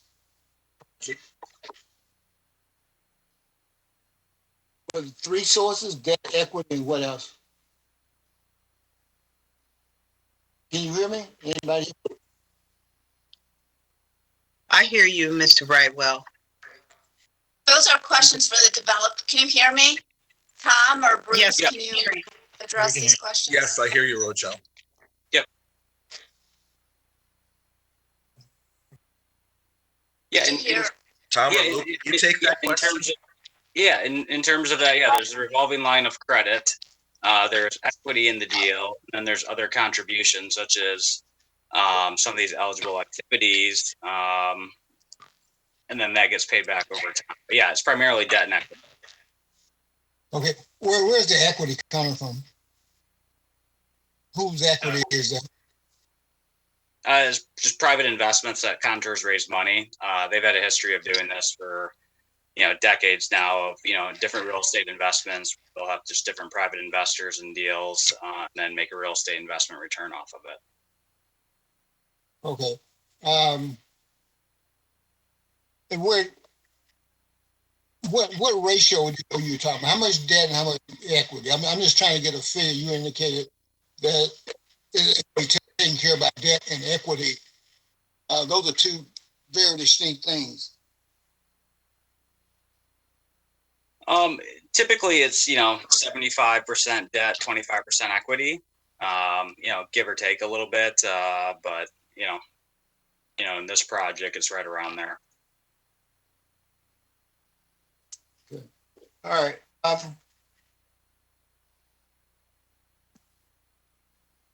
Let's just say that it's a city. This is a generic question. Are we paying you to buy our property? That's a very simple question. I mean, we putting in $20 million. Is that paying you to buy our property? We putting in a lot of money that can be used somewhere else. And I don't want to be contrary, but that's the way it looked just from a common sense standpoint. We give you $20 million and you go out and you're trying to raise money. So is that a good common sense approach, or am I being stupid? Well, I'm not the financial guy here, but my understanding is, and Luke and Tom, you can interrupt me at any point. Contour is buying the property, and I believe that this whole exercise in terms of getting the brownfield plan approved is to take advantage of those things that we have as an opportunity from the state of Michigan through their brownfield program. Now, so we're going to put in 9.5 million to start, or just to buy the property. And that's cash money from Contour, correct? I just, like I said, I'm not the financial guy, so I don't want to overstate myself here. I assume Tom and Luke are going to jump all over me if I say something wrong. But then the city is not giving any money to Contour. The city is fronting that money to the brownfield development while the activity, and in the increments that the activity takes place, and then as it's done gets reimbursed for that. So it's really a completely separate operation. It's not as if the city's going to write a check to Contour, and Contour is going to take that money and do what we want with it. It's going to the state, who will then, we put in a sewer, they approve the payment for the sewer, and they also set up at some point the thing for the repayment to the city. Bruce, can you hear me? Councilman Brightwell? Yeah, I can hear you. Yeah. Okay. This project is a very large endeavor for any one company to come in. And it's a very exciting project that our city went through a long process to develop this plan, and Contour came forward and they really embraced the plan, and it's something that our city council wanted to move forward. In order to put the financing together, Contour is still looking for financing for this project, and we had tried to seek some additional monies from the Michigan Economic Development Corporation. Those dollars, it was taking a very long time.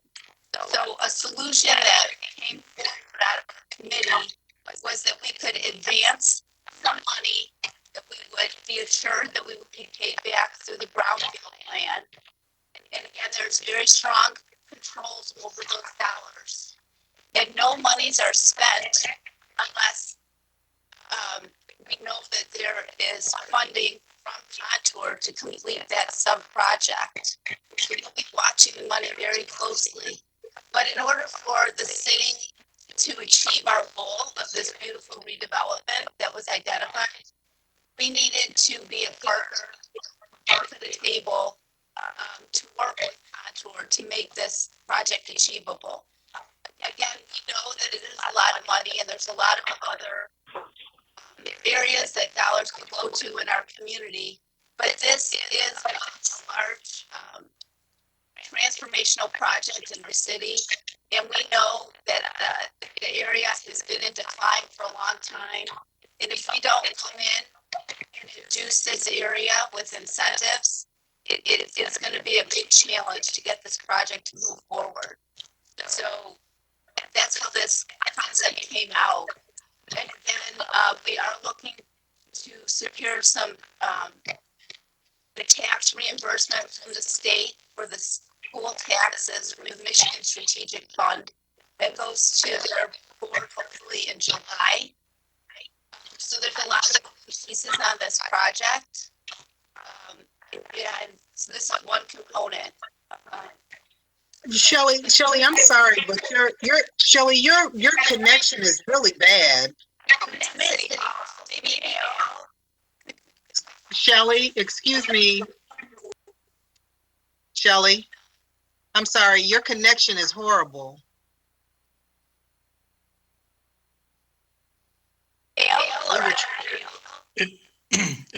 If I can, hi, this is Luke Bonner with Bonner Advisory Group.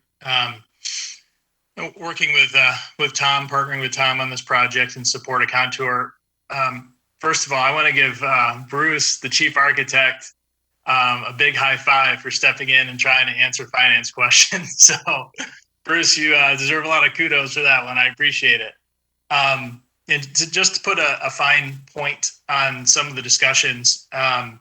So first of all, from Councilman Brightwell's question on the debt and equity, it's what we basically have created a pro forma for is a 75, 25% equity, 75% debt. So it is anticipated that Contour bring between 90 and $100 million of equity to this project. Part of that equity is going to be on the front end where they're going to close cash for the property and also construct the first two buildings of this project with cash. And then to acknowledge what Tom Gritter and Neil Silver had said, they would then put permanent financing on those constructed buildings. Once those two have been completed, then they would get construction financing for each new building. Once they hit, I believe in the financing structure I've seen, 60% occupancy, then they would go to permanent financing on those buildings. The incentive structure, the hardest part for a project this size, and what we have seen on other projects like this, especially enclosed shopping centers, they're working on a couple of them, is that there's a significant amount of capital outlay required to prep the project for development, including a lot of demolition, a lot of site work, that over that period of time of capital outlay, there's no revenue coming in. So that first 12, 18, 24 months on a project like this is challenging, hence the need for incentives. I will credit the city team for proposing a structure that works very well. And that is using the cash that we're paying for the property to then put in that pot for us to use for some of that first phase infrastructure money. And then also using existing funds from your insurance account that was collected for one of the buildings burning down, to use that for additional demolition work on this, and then also water and sewer funds. The creative part, I believe, on the city is that you're also actually recapturing all of those dollars through the tax increment financing process in kind of partnership along with us. And then also capturing the additional, it's around a little over $4 million that the city had spent up to this point on site investigation and some other demolition related activities. So in essence, the city would then be capturing back about $26 million of eligible activities on its own. And that's using this tax increment finance process to do that. So we've been, we've been working pretty diligently behind the scenes. I think the city's gotten really creative in terms of the use of their program that they have. And Contour has stepped up with their commitment and preparation to move forward with this, including the financing and equity requirements associated with it. I will agree. This is very creative. That's why it's kind of unusual from my vantage point to what the city has done. For this, and the incentive are there. This is about as incentivized as I've seen any kind of seller trying to entice a buyer to purchase that product. But the reason for this is tonight is to get approval for this brownfield package. Is that correct? It's nothing else other than just brownfield. Everything else. Councilman Brightwell, we're actually looking to set the public hearing. That's the point. So, but we've typically gone over the brownfield projects in advance so that everyone can have a good understanding of what we're doing. There's a lot of detail to this project. And so we'll have the public hearing. We're hoping to have the public hearing on June 14th. Okay. Does the council approve the brownfield application, the brownfield plan? That's correct. That would be the action for June 14th. Okay, so public hearing. Tonight is just info? Correct. And to set the date of the public hearing.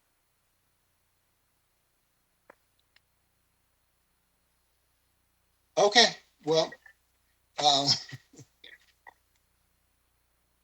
don't mind going forward with the public hearing, and also the brownfield. But there are definitely some additional things that need to be explained with respect before this project. go forward, with the full blessing of, the ones that vote on it. Okay, well, thank you. Thank you.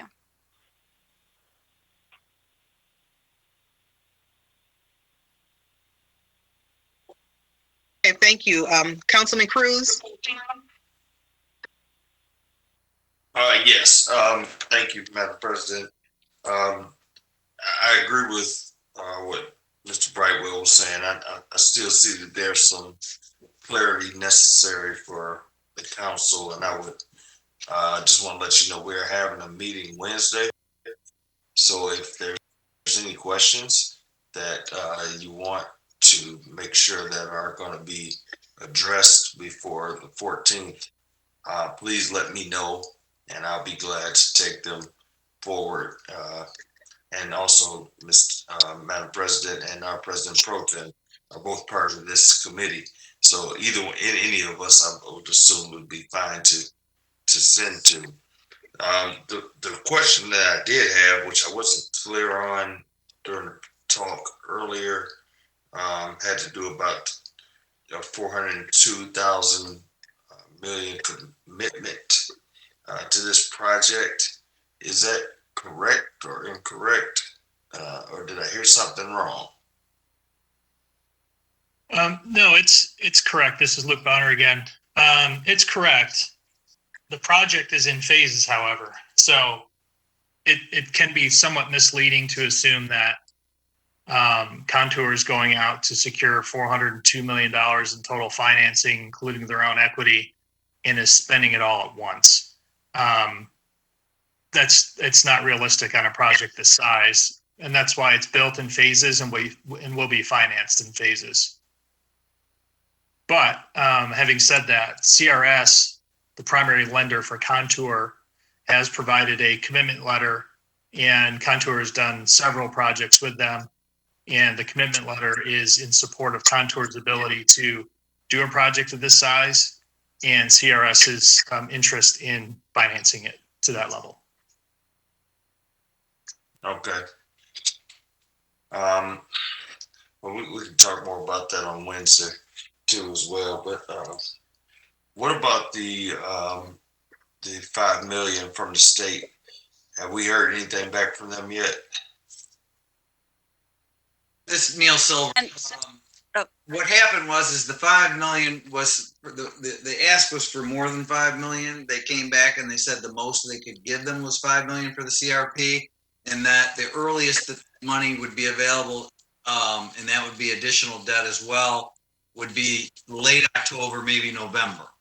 And with the city's desire to see activity at the site prior to that, including some of the demolition based upon what's going on at the site right now, that's how we came up with this creative solution to get around waiting until that time period. Okay, thank you. So do we expect to have having another extension on the agreement after June, based upon that?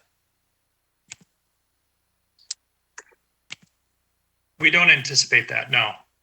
And I do want to correct myself. I kept saying CRS lending. It's Capital Lending and Mortgage Group. I don't know. I kept saying CRS. But in terms of an extension, we are not anticipating that. What we actually are hoping for in the next week is a letter of interest from the state of Michigan that for us represents that they have done all of their internal due diligence at the administrative level, and they would be recommending support for this project to the Michigan Strategic Fund Board. So for us, I believe that letter of interest from the MEDC is a very helpful instrument for us to continue to move forward towards closing at the targeted date. Okay. We'll talk more on Wednesday. And council, if you have any questions, like I said, you can send it to the Northland Steering Committee, and we'll have that ready for you before we go into the public hearing. So thank you, Madam President. Okay, thank you. Councilman Frazier? I do have some questions, and you're going to have to forgive me because I'm pretty new at this based on this plan. Kind of familiar with Northland, but you've explained the process a couple, 3 times, and everything is okay except for the part I don't understand. And the first question is, you're going to buy the property for $9.5 million or $9 million and give it to the city. The city's going to turn around, put it right back in the brownfield. So the city gets no benefit from the money that you pay the city for the property. Is that correct? Is that what I heard? Councilman Frazier, this is Shelley. We would get that money back over time. So No. as the Immediately. Immediately. Yes, If you're when correct. they pay us, when you get your check every week, they give you some money because you did some work and you go out and spend it.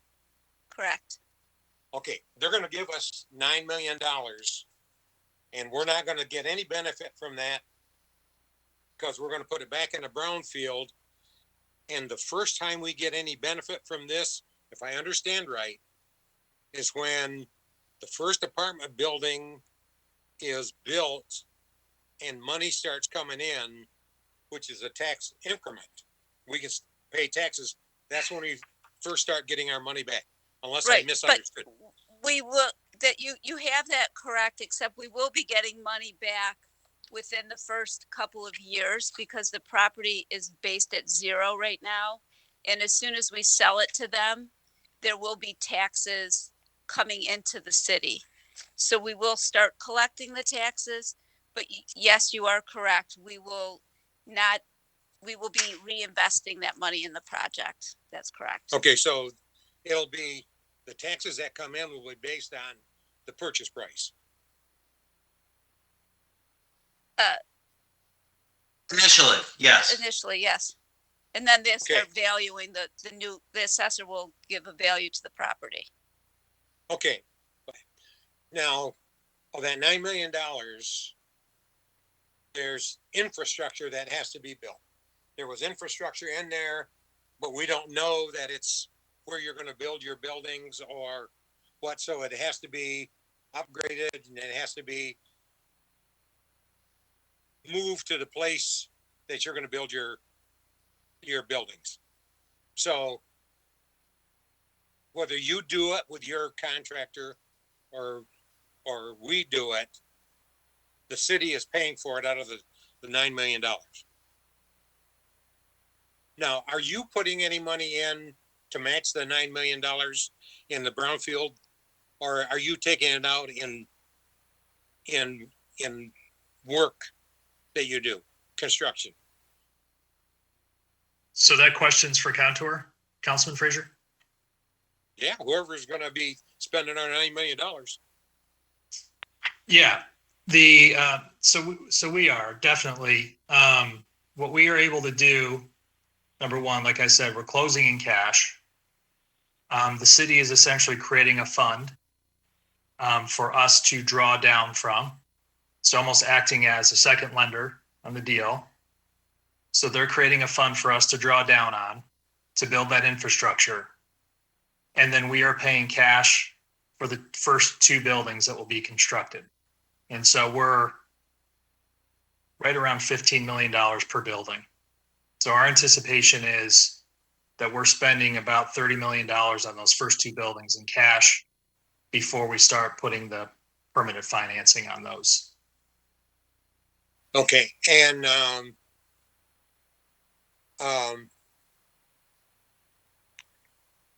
when we have had quality builders come in and take a look at Northland that were going to build apartment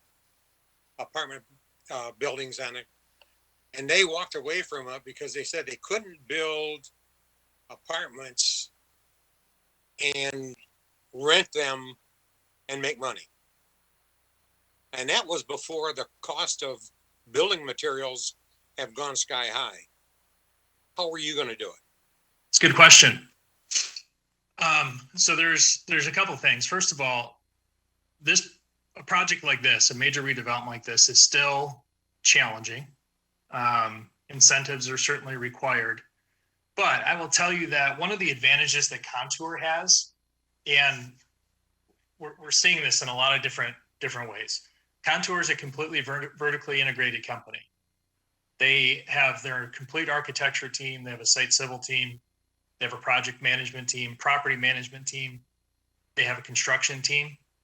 And so they're able to leverage economies of scale and in-house staff to absorb cost that a developer who would have to go out and hire a GC to build their project for them is probably going to pay anywhere between 25% and 40% higher than what Contour would do. One of the things that Contour is also doing is specialized construction on this, which is sort of prefabricated. Hold on one second. Yeah. Matt's going to be here, but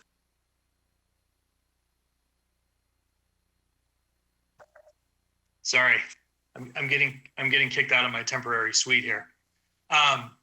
They're moving to a modular form of construction, which you're seeing more and more of, which is prefabricated, pre-manufactured paneling, and sort of built on site or built in a manufacturing plant and then assembled on site. That also takes out a considerable amount of cost, but it doesn't affect the quality. So that's a couple of ways, Councilman Frazier, that Contour can compete in this kind of environment versus a developer who basically subs everything out for their construction and GC work. Okay, and what happens if you build the apartment building and the demand isn't there? Because it sounds like you're building, 5 units?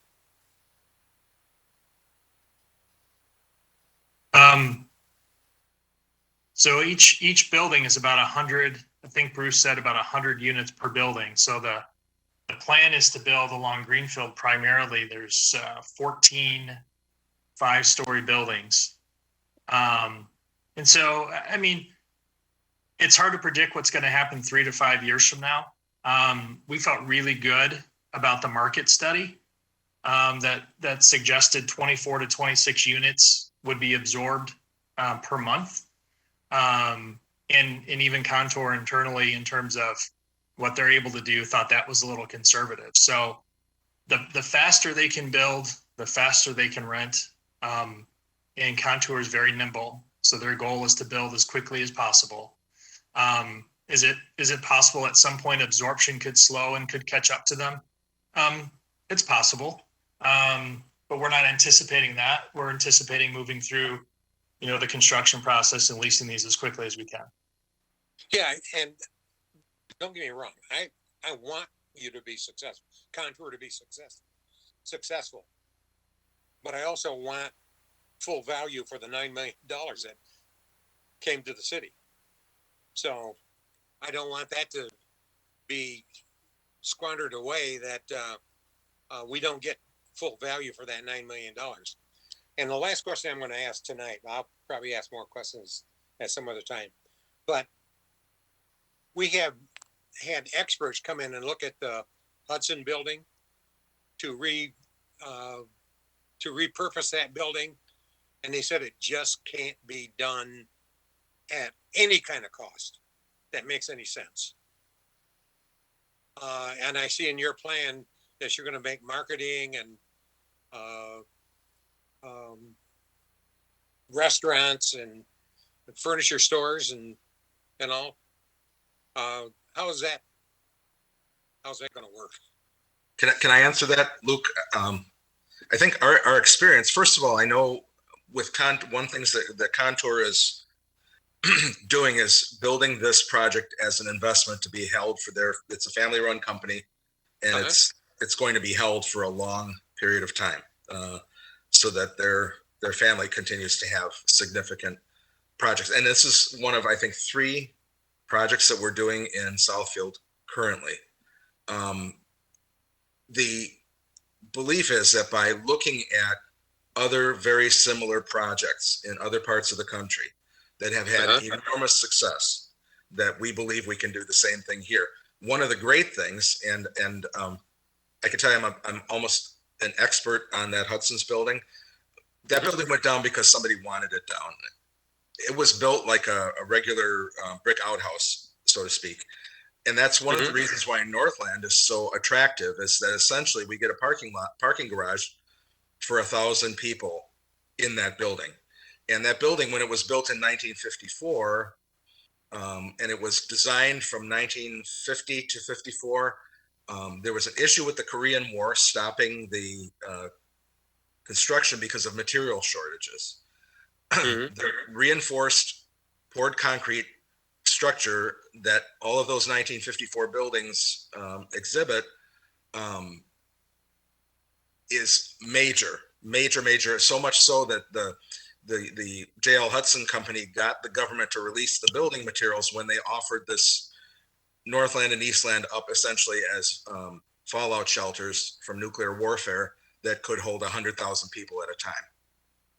So rather than tear that down, it's very, very much in our interest to restore it and put it to use rather than building a new. And again, there are market studies, and we've identified 3 or 4 different projects around the country. One of them, which I've shown the council images of, it's called the Ponce City Market in Atlanta. And the great thing that happened there, when they renovated the largest building in all of Georgia, which I believe probably was bigger even than the Hudson's building downtown, of a similar age, that has really brought the area up and caused new construction, new projects all around it for about a good couple mile radius. So it's one of those go big or go home kind of things, I think, for Northland in that case. I think that's how that we see it. We've incorporated in these apartments things like rooftop amenities that you would not find really in a lot of apartment complexes in the Detroit area. And working with something this large, we know we have to make it a destination for it to be successful. And the plan is to, as we get those buildings built and get that financing in place, that we feel that people are going to buy into our plan as well and fill those things up based on experiences that we've seen in other locations. Yeah, I want you to be successful, and I'm cheering for you, but I have things nagging in my brain that I need to ask to be comfortable. So that's all the questions I have for tonight, President. Okay, thank you. And Councilman Hoskins? Thank you. I don't really have any questions. I think my colleagues have asked more than enough questions on this. Good questions too. I don't have really anything to add. I've seen this presentation now a couple of times, so thank you. Okay, thank you. And Shelley, as you've alluded to several times, this is just to inform us that we're going to have, or to set the public hearing for this item for June 14th. Yes. There's no other action that we need to take on this tonight. That is correct, Council President. Okay. Yes, thank you. Okay.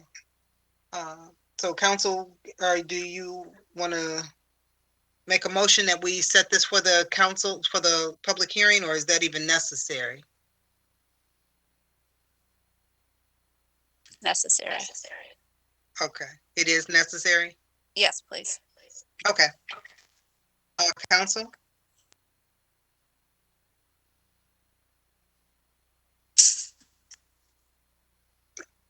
Council, may I have a motion for us to set a public hearing for this Brownsfield redevelopment? Madam Chair, this is Councilman Brightwell. Yes. I make a motion that we set a date certain for public hearing on this Brownfield item. June 14th, please. Support. It's been motioned by Councilman Brightwell, supported by Councilman Mandelbaum, to set a public hearing of June 14th for the Brownfield redevelopment plan and tax increment financing plan agreement for Northland City Center LLC. Madam Clerk, would you please call the roll? Banks, Yes.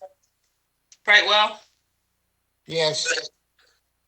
Hoskins, Yes. Mandewam, Yes. Frazier, Yes. Taylor, Yes. Cruz. Yes. Thank you. Thank you all. Thank you. Thank you so much. Thank you. Next, we have communications. And the city of Southfield City Council has established the following rules of procedures for all speakers. The rule of procedures from the city of Southfield, rule number 7.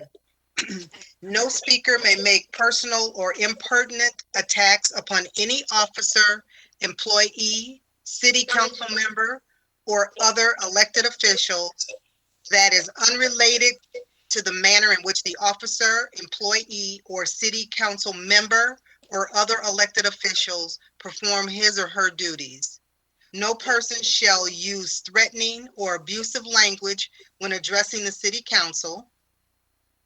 And any or all speakers, would you please abide by the rules of the procedures of the Southfield City Council and refrain from making any personal, disrespectful, slanderous, or profane remarks. And any person who violates this section shall be asked to stop in an orderly fashion and/or your microphone will be muted. That being said, we will now go into communications. Madam Clerk, would you please open the lines? Yes, they're open for the first speaker. We're ready for the first speaker.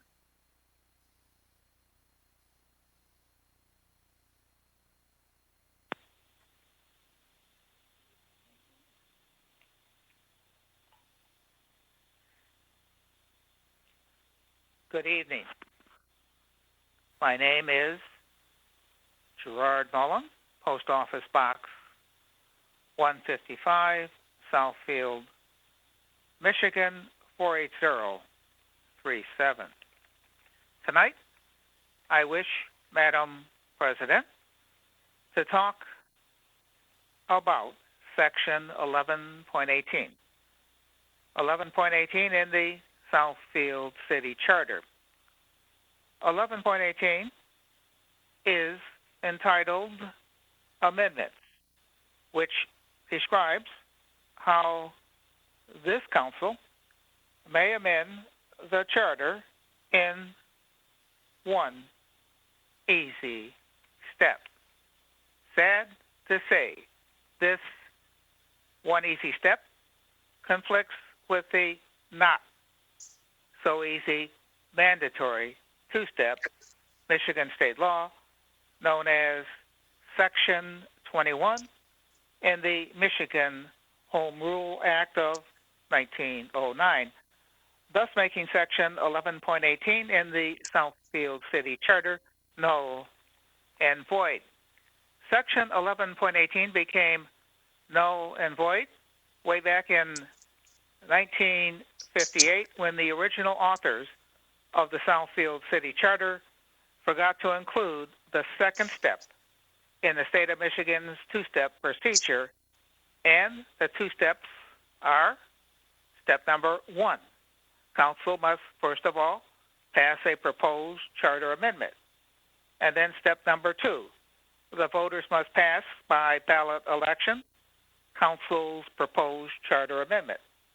Sadly, 11.18 lacks step number 2, the ballot election, the missing step. It is about time that this city council fix Section 11.18, along with many other flawed sections, by creating a city charter commission under the authority of Section 18 of the Home Rule Act. If not you, then who? If the city of Detroit can mandate every 20 years a proposed ballot election for a city charter revision commission, then the city of Southfield should be able to mandate every 63 years a proposed ballot election for a city charter revision commission. If not you, then who? If not now, then when? Thank you. Thank you.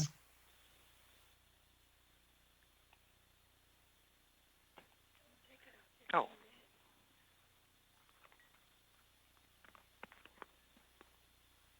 Hello. Hello. Okay. This is Pamela Gerald. Madam Chair, I'm moved with the statement that you read and that you often read prior to these meetings.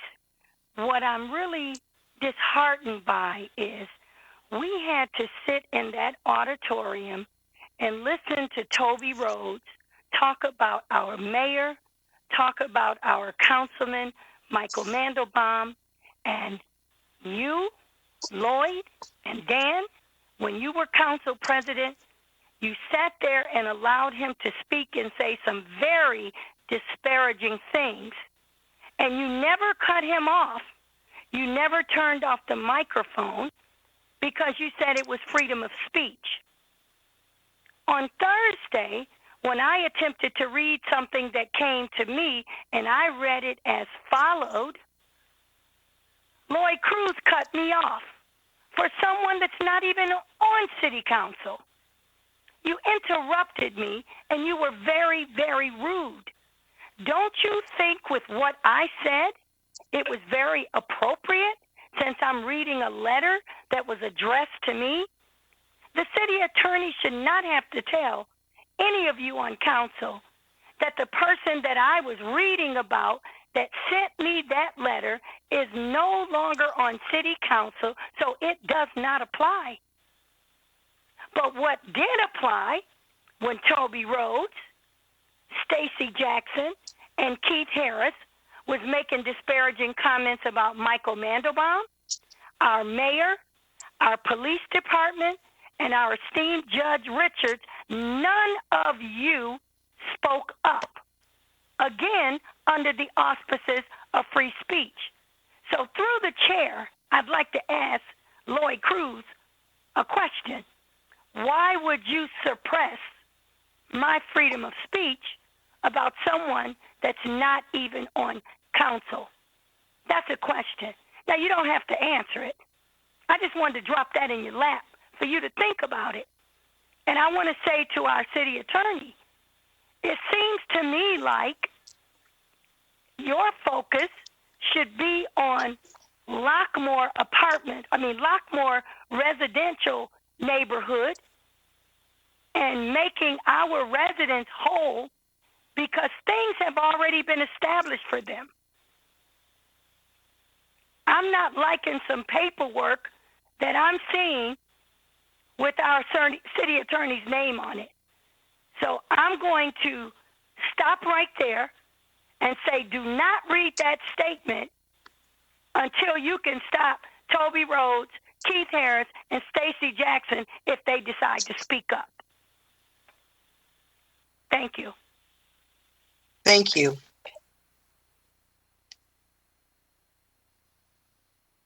Our next speaker, please. Good evening. Good evening. Bell, resident 24637 Pembroke Drive. Of course, I've been before you many times, hoping all of you are well. We have been fighting over the last several years to protect the integrity of our community from unscrupulous builders with no help from the City of Southfield officials. A letter detailing the issues was sent to each of you. In an effort to stop the building of these non-compliant homes, in September 2020, Lockmore HOA amended our bylaws as in accordance with our master deed and obtain the required 66 2/3 votes to become the successor developer. Darren Chase, landowner, attended the meeting and lost. We resubmitted our special land use application as directed by the city council, but later was told by the city planning department that city attorney advised them to hold off with processing our special land use application. Darren Chase's attorney contacted Dawn King, advising her that we did not have the necessary signatures, and he threatened to file a lawsuit. Dawn King used pending litigation to stop the processing of our special land use application, but at the same time assisted Darren Chase to obtain additional permits. If the pending litigation applies to the HOA, it should have applied to Darren Chase. In the interim, I received emails through FOIA that revealed that Dawn King is sharing confidential information to Darren Chase's attorney. Also, we have made several attempts to obtain the site plan and was told that it was discarded, that it's a record that only needs to be retained for 10 years. Through FOIA, I received the document from planning that the planning retention is for it's a permanent policy, so it should never be discarded. This is gross misconduct and cover-up of city officials. It needs to be investigated immediately. We are taxpayers. Our account votes. We are the successor developer. We want our special land application to be processed and all permits to be rescinded immediately. And thank you, City Council, for enforcing policies and honoring codes and statutes. And have a good evening. Thank you.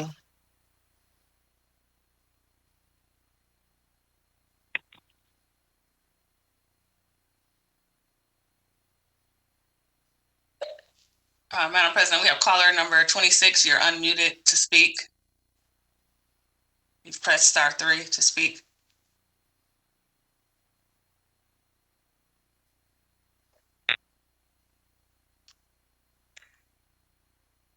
Madam Clerk, is there anyone else on the line? We had caller number 26, but they didn't speak. We have one more caller. Caller number 30. You're unmuted to speak. Hello. Yes, hello. This is Harold Hill. Am I on? Yes. Okay. I wanted to talk to the honorable body about one concern. I first want to say thank you and for letting me on. And I wanted to give Myron Frazier a congratulations for his reappointment to the City Council. I learned a lot from coming to the City Council meetings, and I know that he will be a great help. I did have one question, because in the past, when there was an opening on the City Council, the voters' rights or voter unsuppression was utilized to determine the next person, such as if they ran for an office and they came in next, like 4th place, 5th place, they were usually appointed, as with several people on the council at this time. But I did not see that happen. And I was just wondering, was there another policy in place that took over from that point of view? As being a person that actually ran, I was just curious, because this has been a policy that has been in place for quite some time. And to see it change during a pandemic or not, I thought that was very interesting. And Stacey Abrams might say, somewhat not utilizing the vote of the citizens and just using the vote of the 1 or the 1 + 8 that decided that. And I know there was probably a great reason, but I don't know if that was stated. I just noticed it in the Southfield Sun. So I just had a concern that the voters didn't decide this part of that. That's just my comment. I just noticed this after coming to the meetings, and it's been difficult getting online to come to these meetings for quite some time. But that was a concern of mine and others. Thank you. Thank you. Madam President, we have one more speaker, caller number 26. Okay, thank you. Hello, council members. My name is Vicki Neal. I'm a resident of the Lockmore Homeowners Association. My address is 24667 Pembroke Drive. And I just wanted to express my outrage as well that landowner Darren Chase has misled the city council and Southfield about our voting process. We did have another vote in which he was included and part of, and it was correctly administered in accordance with our master deeds and bylaws. Further, I would like to point out that no pending or required court decision, according to our bylaws, is required. Therefore, we're asking that our Second Amendment be recognized as valid, and also that we be recognized as the successor developer. Additionally, we are requesting that the special land use application that was submitted twice and paid for by the Homeowners Association be approved, and any permits that have been issued be rescinded and discontinued until said application is not only approved but enforced. Again, I'd like to point out that Darren Chase calculated and misrepresented the voting process, and that needs to be addressed immediately. And I thank you very much for your ear this evening. Thank you. Are there any other callers? Madam President, we have one more caller, caller number 30.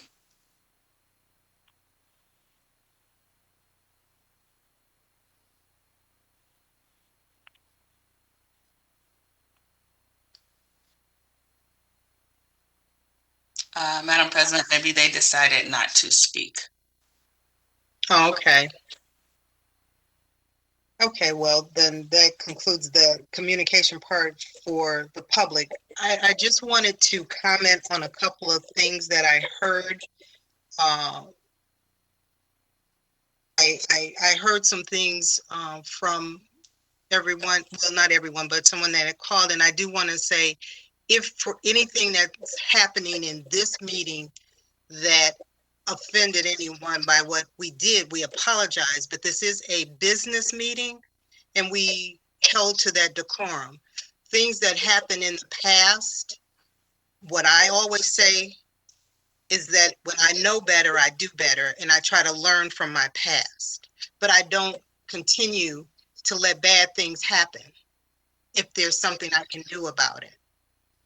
And if someone did something wrong in the past and now we know that it's wrong, I apologize for that.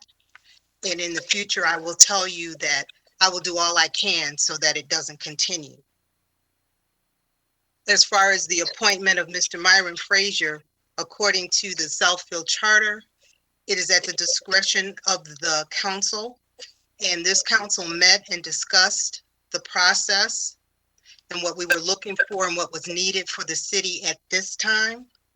And we chose someone that had the experience, that had done the job before, that could hit the ground running, knew the internal workings of the city, that was a former council president, a former council committee member, sat on president of many of the commissions and boards, and that could fit right in with, knew all of the processes and procedures of the council.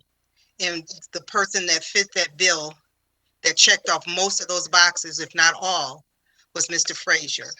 And so we voted, discussed, and decided on Mr. Frazier. But that is in accordance with the council, with the charter.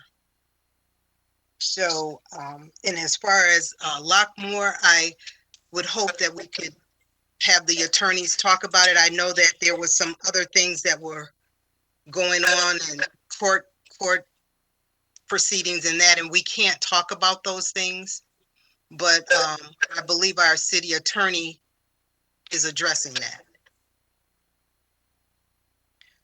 And that's, and I do appreciate everybody calling. I know the courage and the time, and especially with COVID and us being on the WebEx and the challenge that it is to get your calls to come through. And I appreciate you taking the time. It's late. We've been on the call for about 3 hours already, but I have heard each one of you, and I want you to know that I do care, and I ask that you to continue to call. You can reach out to me at any time, but we do listen very intently at what you're saying, and just say thank you for your time and your attention. Please continue to listen and stay involved in the city business. That being said, it's under the council portion, and council, I'll start with you. Ms. Banks. Thank you. We've had a long meeting and I have nothing to say except just please everyone just remain safe and enjoy the Memorial Day weekend safely. Thank you. Mr. Brightwell. I echo Ms. May and stay safe. Thank you very much. Thank you. Mr. Cruz.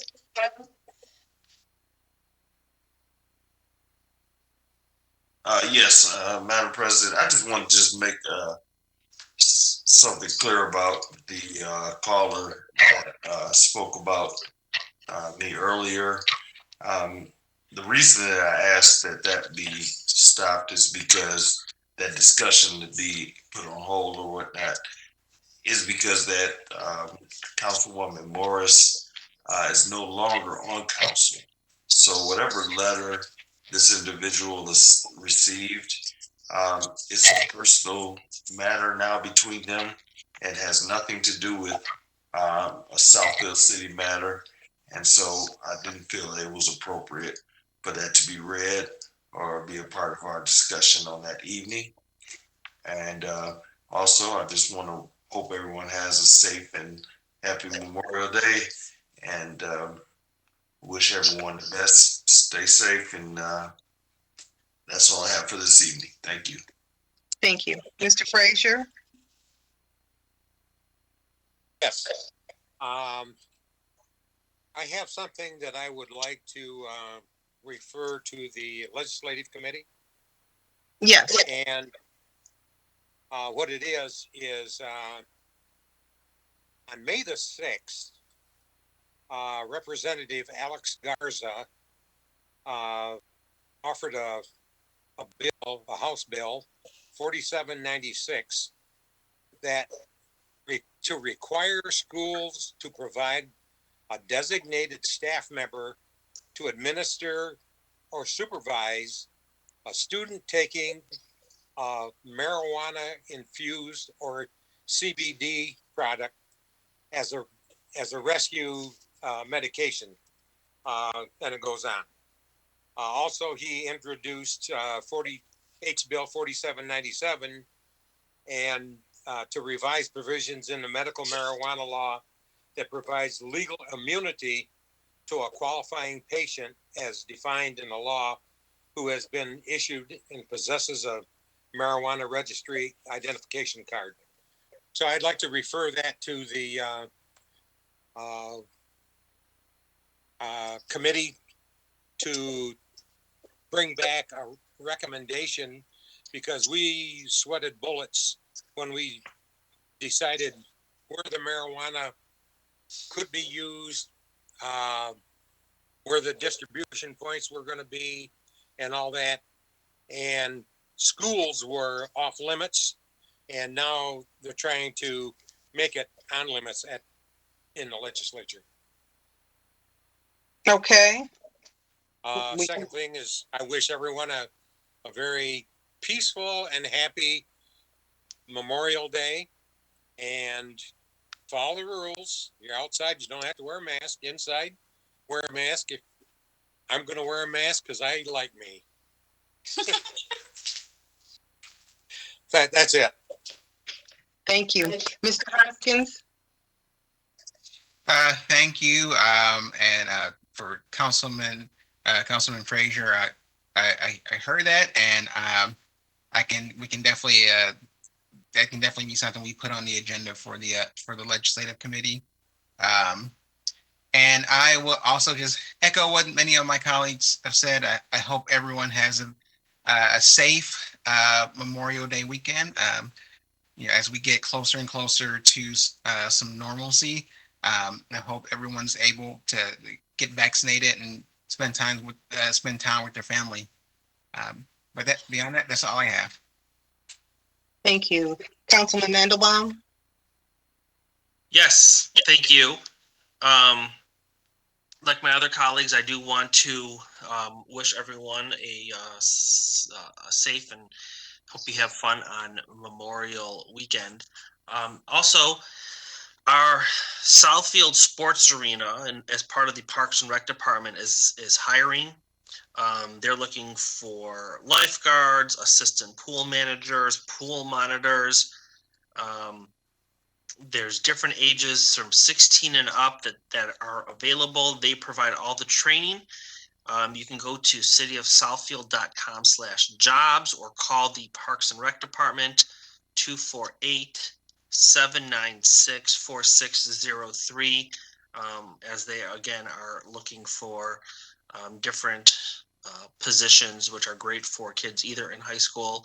I know I was a lifeguard for many summers until I had to get a real job rather than a fun job.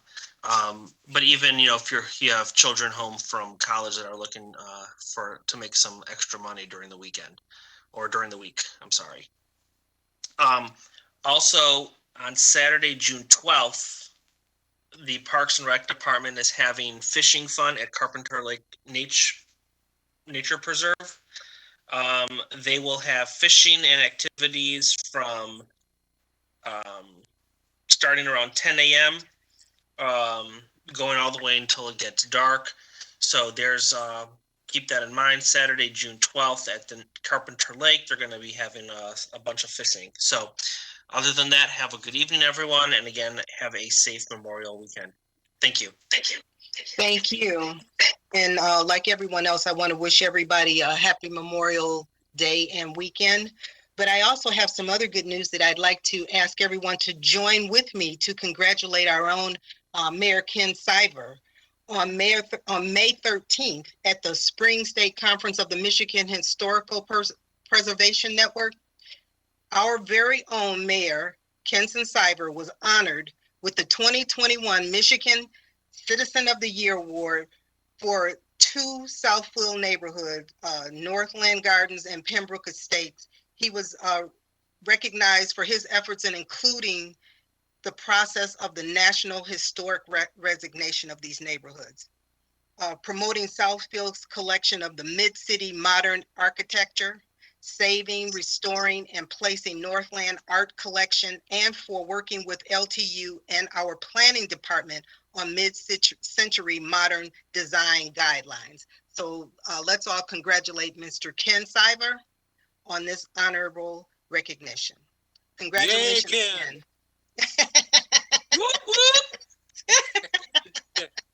Congratulations. So stay safe, everybody, and enjoy the weekend. Thank you. Next, we have our mayor. Well, thank you, Ms. Taylor, for mentioning that. Again, with Northland Gardens and Plumbrook Estates. I have one quick referral to the legislative committee as well, and that's to Mr. Hoskins. I would like the legislative committee to look into the water rates for industry that uses a lot of water but not sewer as part of their manufacturing process. And I don't know if something could be done about this, but we have a business in Southfield that is a big water user and employs people, obviously, in a manufacturing facility. But water is part of a big part of what they do. So I would like a discussion with the legislative committee on this. And it's been a long meeting, so I'll stop there. Thank you all. Thank you. And I also wanted to let you know that this is the 100th year anniversary for the Tulsa, Oklahoma Black Holocaust. It was May 31st. So we have to remember that as well. Thank you. Next, we have our Madam administration. President, Yes. there is a program, and I don't know what channel it's on, but you might interrogate your TV. Memorial Day night, and I believe it's at 9:00. That is a documentary about that. Yes. I believe it's public TV PBS, but I'm not 100% on that. But thank you. Administration. Thank you, Madam President. Want to let council, just remind council that on Tuesday, June 1st, City Hall will reopen to the public. We will be requiring that mask be worn inside the building. And then on Thursday, June 10th, the library will be open for its grab and go service, which allows patrons to browse the shelves for books and movies, ask a library, get or renew their library card, use the copy and fax services. Visits are limited to 30 minutes.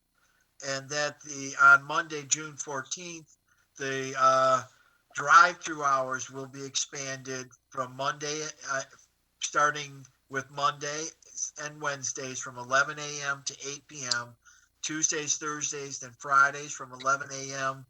to 5 p.m., and on Saturdays, 11 to 3 p.m.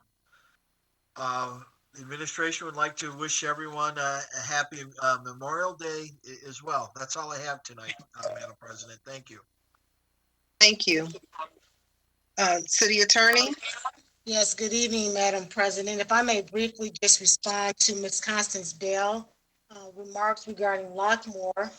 I want to bring to this council's attention on July 22nd, 2019, there is a resolution that granted conditional approval subject to a court order from Judge Dan O'Brien in the Oakland County Circuit Court, recognizing the Lockmore Homeowners Association as a successor developer with authority to amend plans, bylaws, and master deeds. This case involving the Lockmores and Darren Chase has been going on for longer than I probably realized. However, in 2019, in November, after going to court because Lockmore had sued Mr. Chase, the court did issue an opinion order, and that was in favor of Mr. Chase at that time when he challenged the vote. We now come back to now where we're at, which is 2020. And in September, they amended the master deed and the bylaws as she did state. And when she did that, Mr. Chase has now filed a lawsuit in Oakland County Circuit Court.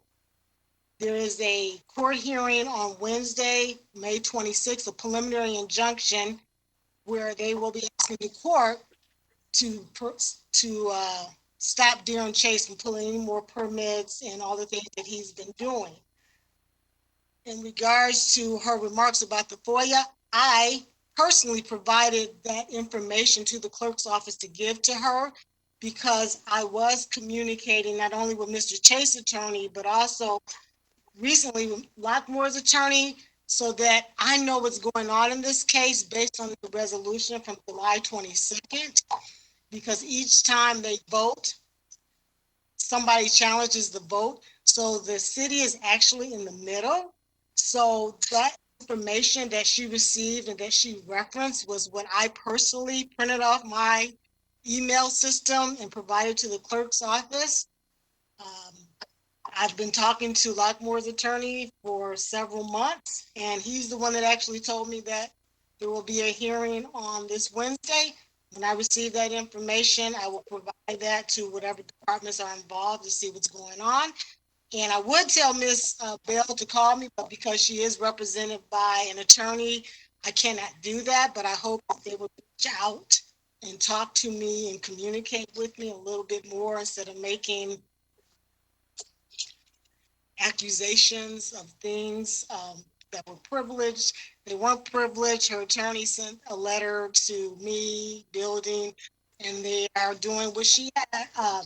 The letters are saying that she wants to have Mr. Chase permits rescinded. So it's been a constant contentious battle for 2 years. With that being said, I know it's late and I wish everyone a happy Memorial Day holiday. Thank you. Thank you. Madam Clerk? No comment this evening. Thank you. Thank you. Treasurer? No comment, but just want to wish everyone a happy Memorial Day and remember all our soldiers that were lost defending our freedoms in this country. And so thank you, everyone. All the best. Thanks. Thank you. Our planner, are you still on?